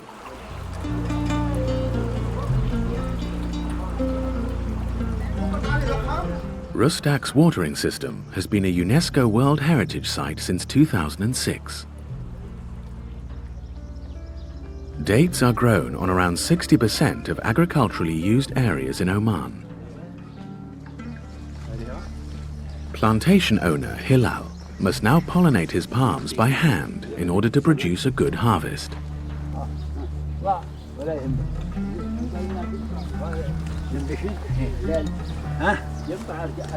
ما يهمنا متجمصة. هذه هي حبوب اللقاح، زين، نسميها النبات. صح في 11 نتيجة يغسل الصابون. يقوم الواد الهلال ان شاء الله بعد شويه بعمليه التنبيت او التلقيح النخيل. اي والله. هو خاض خلاص مجموعه من النبات وراح ان شاء الله يقوم بعمليه التلقيح. على راحتك على راحتك. لا تماشيك صوت الحلال العجله. Hilal is an experienced climber. Secured only by a rope, he climbs the palm, which is at least 10 meters high.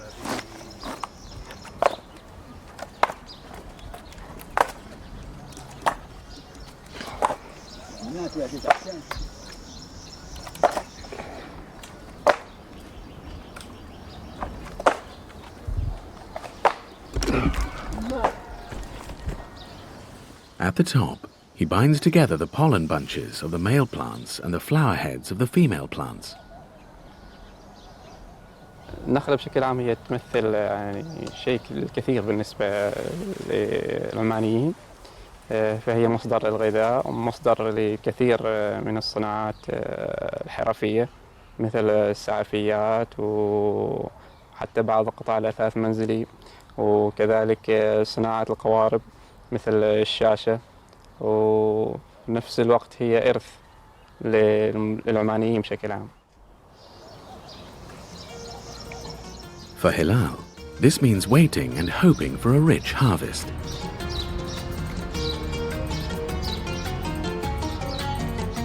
The fortress of Rustaq was the seat of government in the 17th century after Muscat had been conquered by the Portuguese.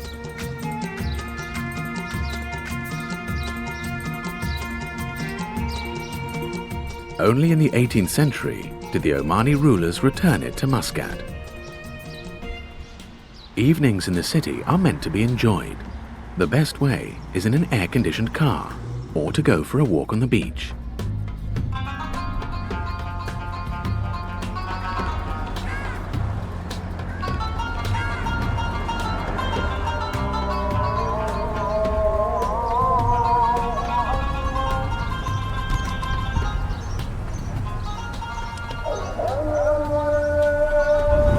Evening prayers mark the end of the day.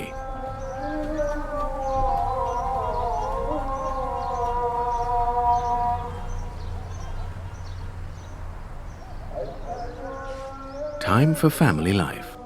After a long working day, businesswoman Huda Al-Latfi now tackles her son's homework. Hamoudi. Spelling, movie, E. Movie. I'm trying to teach my kids to be their own character. All what I do is shape them and guide them to the right way, and most importantly, to be independent, having their own way of sharing their thoughts, making decisions, and believing in themselves. So, I mean, I try, and I hope it works.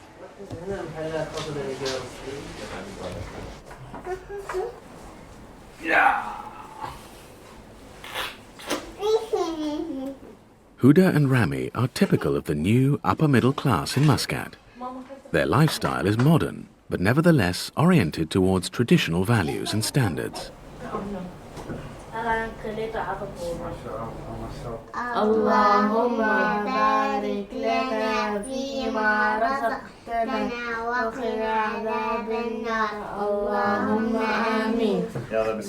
Organizing family and career are difficulties that Huda knows only too well, just like mothers in the West. That's the only time that we meet. It's over the dinner, where it's the main meal. That's why we try to keep it early, around 6:30. And we have family conversation, chit-chat, and talk about the day, and the issues of the day, plans for the future, etc. It's like a break time for us to catch up with each other. Before the country opened up to the world, many business people felt defeated by the restrictive policies of the old Sultan and left the country. Since then, it has become valuable to do business in Muscat. Look, there is no perfect city in the world. Every country has its pros and cons, but definitely there is a lot of potential in Oman, and there is a lot of future we can see.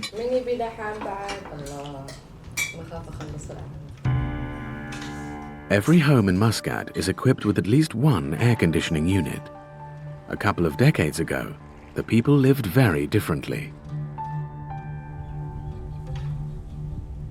The Hajar Mountains separate the coastal region from the outback in a half-moon shape, a stone desert. In the dried-out riverbeds, the wadis, date palms, and abandoned villages.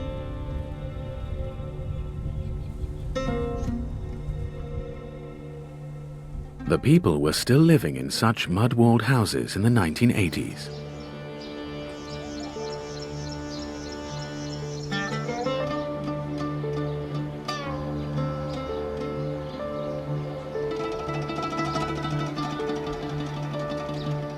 These buildings made from natural building materials were perfectly adapted to the hot climate. Now that new houses with a bath and air conditioning unit are affordable, the old ones have simply been abandoned.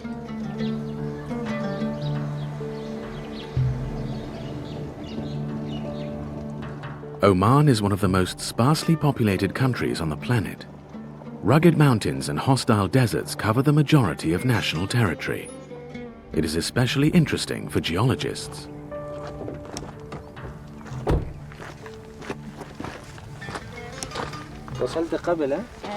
Mohammed Al-Kindi and his colleague Aisha Al-Hadri are in the urban area of Muscat.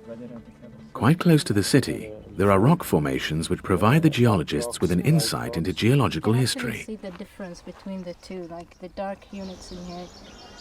This is one of the interesting places in the area because you can see the high rate of deformation within the rocks themselves. So if you look at this outcrop in particular, these rocks were actually horizontal like this. But if you look at the outcrop now, it looks very nicely tilted like this. So what happened in this place was actually some sort of colliding between two mountains, if that's correct to say, and then these layers were just twisted like this. So if you look at the outcrop, they look really amazing.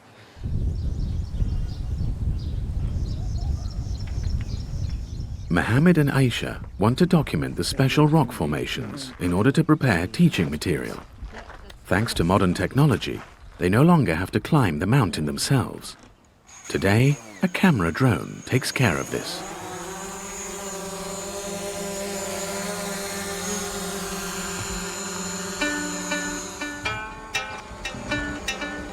How high it can fly? Very high.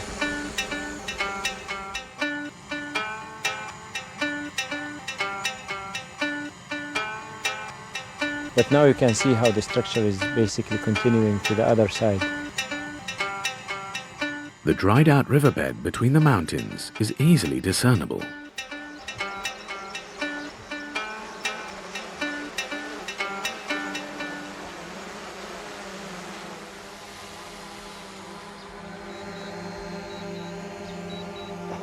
I actually call Oman the paradise of geology. And one of the reasons for that is that because Oman is located on the eastern edge of Arabia, which is basically a plate, a separate plate, and on that plate, it has witnessed over millions of years, hundreds of millions of years, all sorts of tectonics, all sorts of different types of environments and so on. So it really captures, a lot of the processes that have happened on the Earth in great detail.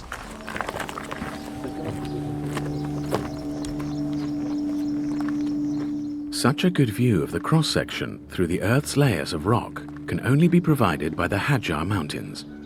What would usually be deep beneath the Earth lies on the surface here.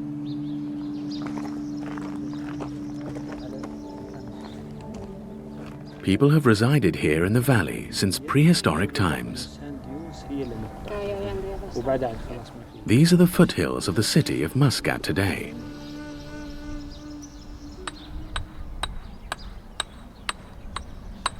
The sea was shallow here millions of years ago. Traces of it can still be found today.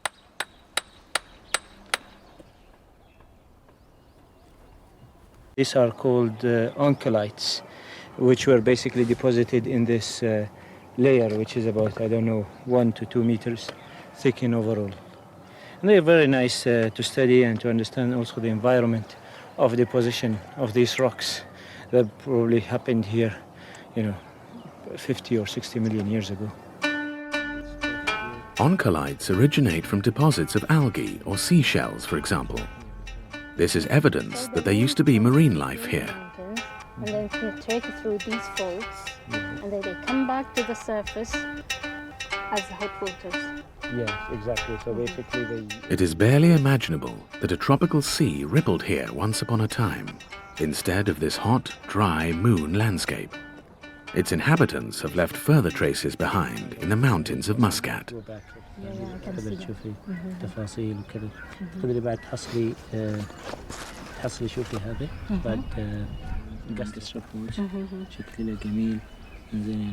So just by walking here, you can actually see a lot of different types of fossils here, specifically marine fossils, especially in the rocks that date back to about 50 to 60 million years ago, in a time period we call the tertiary.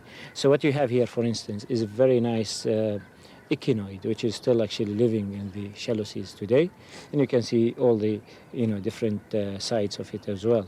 And here, for instance, you have an oyster, a very nice oyster as well.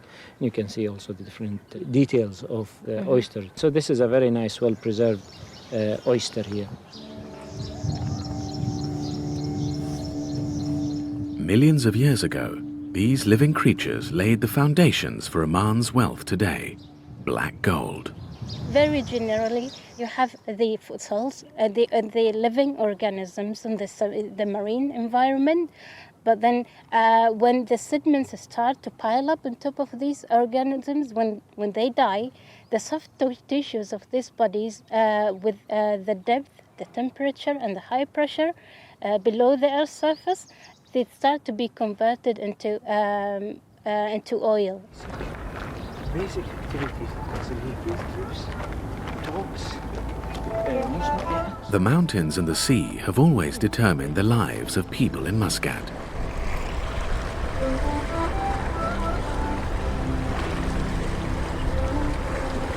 The Gulf of Oman off Muscat is still clean and rich in fish.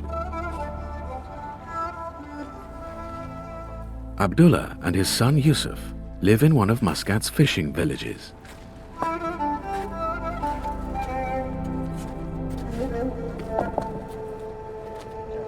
Before sunset, they prepare their boat for departure.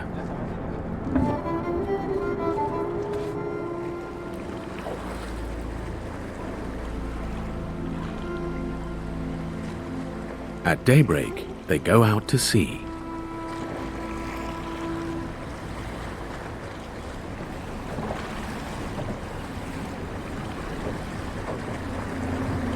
However, their haul only begins once their bait has been caught. كبداية للصيد نبحث عن الجيم اللي هو السردين.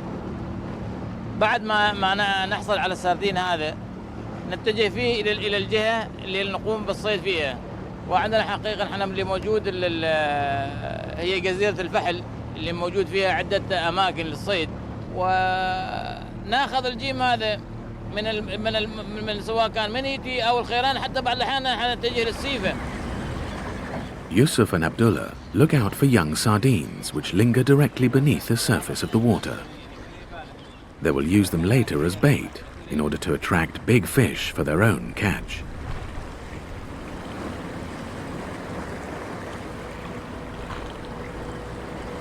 طبعا الغل هذا في نهايته يكون مثل برصاص، حدود ما يقارب 8 كيلو الوزن.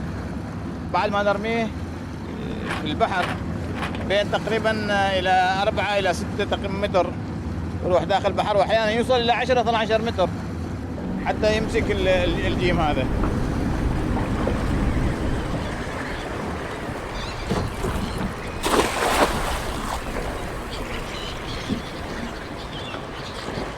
The sardines caught will be stored in a dinghy filled with water. Abdullah learned how to fish from his father. Likewise, he is teaching the same to his son now. موقع المنطقة على البحر وكذا، وتحصل أكثر الناس حتى لو كانوا مثلا شغالين في الشركات، شغالين في الوزارات كذا، لكن مرجعهم إلى البحر. المرجع هذا الأساسي أو الأصلي إلى مرجعنا إلى البحر، سواء الواحد بعد أو قرب من المنطقة، يعني في النهاية مرجعنا كنا للبحر.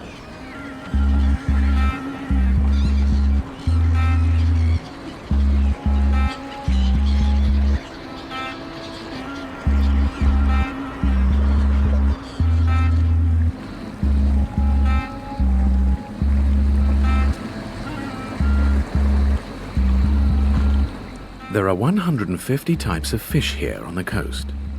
In order to entice the big fish, Abdullah throws the sardines as bait.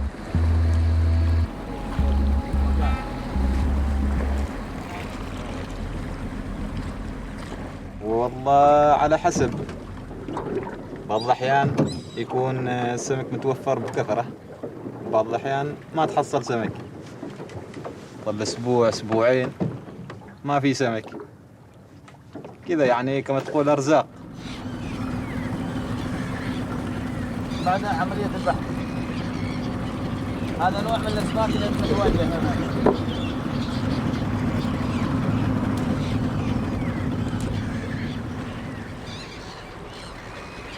طبعا هذه السمكة نحن نسميها حيسميها قروب وحيسميها قرقمة، فسمكة ممتازة جدا للشوي، لأن لحمها نفسه يتميز داخل بالبياض، لحمها جميل جدا يعني. Abdullah and Yusuf fish directly off the bay of Madra. This is also where many cruise ships drop off their day passengers. السلطنة أو كالولاية بين مطرح ومسقط تستقطب يعني السياح، لكن فيما بعد لما يكون التطور موجود هذا، وطبعا راح تكون هناك الزيادة، وهذه الزيادة فعلا لما تعمل المنشآت والفنادق وغيرها في الميناء هذه، في نفس الوقت راح يخلق وظائف للناس اللي تبحث عن العمل، فهنا تتم الانفتاحية. هي ليس يعني استقطاب سواح فقط، إنما تكون الافتتاحية للناس اللي تبحث عن عمل، راح تكون لهم فرص عمل أكثر، ونأمل إن شاء الله أن يتم هذا في الوقت القريب إذا أراد الله.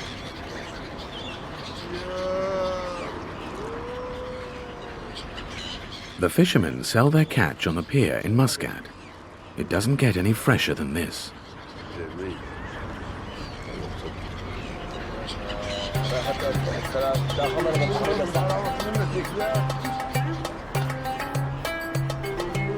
Rich merchants used to live in Madra, when the district was still Muscat's financial center.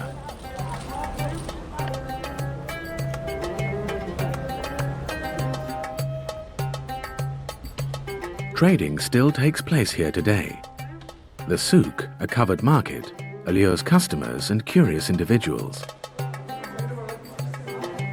Dealers offer their goods for sale in small shops.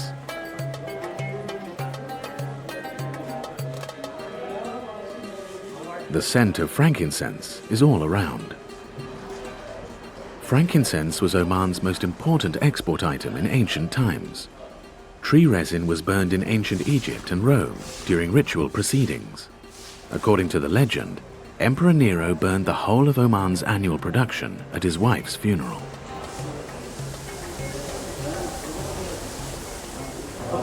السلام عليكم. مساء الخير، شو اخبارك؟ طيب الحمد لله يعافيك. الحمد لله، كيف امورك؟ الحمد لله. بغيت كذا البان حلو من عندك. والله هذا البان عادي وهذا المصطفى. هذا بريال؟ هو 3 ريال. هذا كم؟ ريال واحد. وهذا 3 ريال.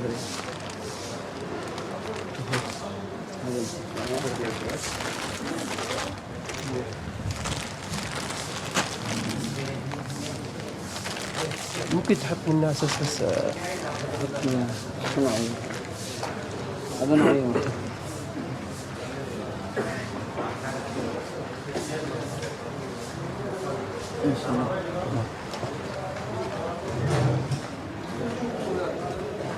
بس أعطيني واحد منها. The trees that produce this precious resin only grow in the south of Oman. They are harvested 3 times per year.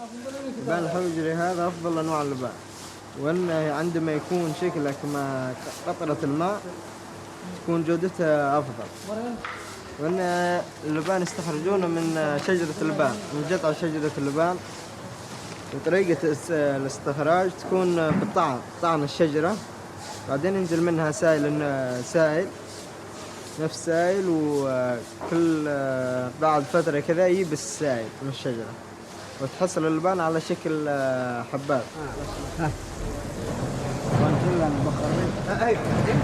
Like this customer, men used to perfume their beards with a scent of frankincense.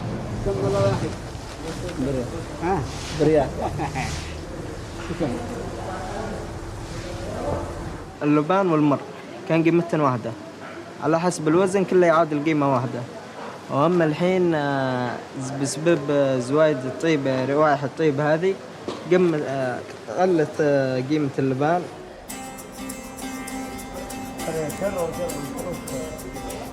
Whoever is aware of antiques, kitsch or art can find real treasures in the souk.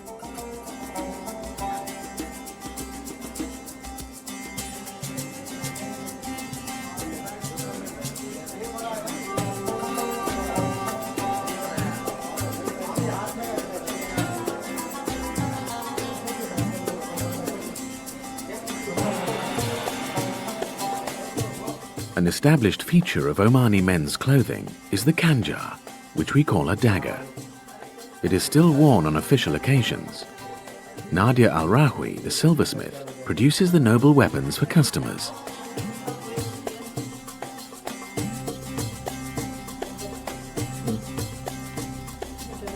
Just one question. Why is the dagger crooked? طبعا الخنجر هي تكون منحنية، ما يستوي انها تكون سيدة. ليش؟ لان لما يكون رجل يلبسها يعني وكذا ما يستوي انها يخليها كذا لانه يتعور فيها، فهي ايش تكون؟ لازم تكون من هنا منحنية على اساس انها ايش ما هنا تدخل يعني، وتكون هذا يعني تعبه في الجلسة، فتكون سيدة يعني مسمى يعني منحنية على اساس انها تجي على هنا ويكبس فيها. The dagger casing is made from leather, which is embroidered with a silver thread. Training as a silversmith is required so that this old craftsmanship does not disappear. Nadia is the master and trains young women in the meantime. فالحمد لله هذا طبعا لنا يعني شرف ان احنا نستمر على هذه الحرفة، لان هي طبعا هذه موروثات عمانية وتقاليدنا احنا يعني العمانية، خاصة ان الخنجر هو شعار السلطنة ورمز السلطنة، فطبعا يعني شرف لي انك امرأة عمانية يعني اشتغل على هذه صناعة الخناجر الحمد لله والحلي الفضية.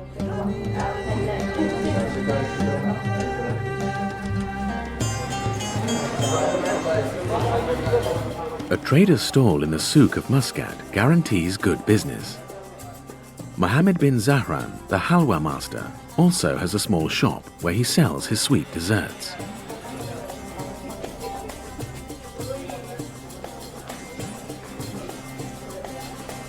In his long lifetime, Mohammed has witnessed at first hand the change of his home city of Muscat. He responds diplomatically to the question of whether old or modern times are better. الحمد لله لكل صرف لكل دهر دولة ورجاله. في عهد السلطان سعيد بن تيمور رحمة الله تعالى عليه، على قد تلك الأيام عشنا عيشة سعيدة إلى أن الله سبحانه وتعالى أتى لنا بالمقام السامي السلطان قابوس، وازدهرت عمان به، والحمد لله أصبحنا في نعمة يعني لا تحصى ولا تعد. كانت بالحقيقة ما كانت توجد إنارة، ولكن الأيام مشت، ونحمد الله على الماضي وعلى الحاضر.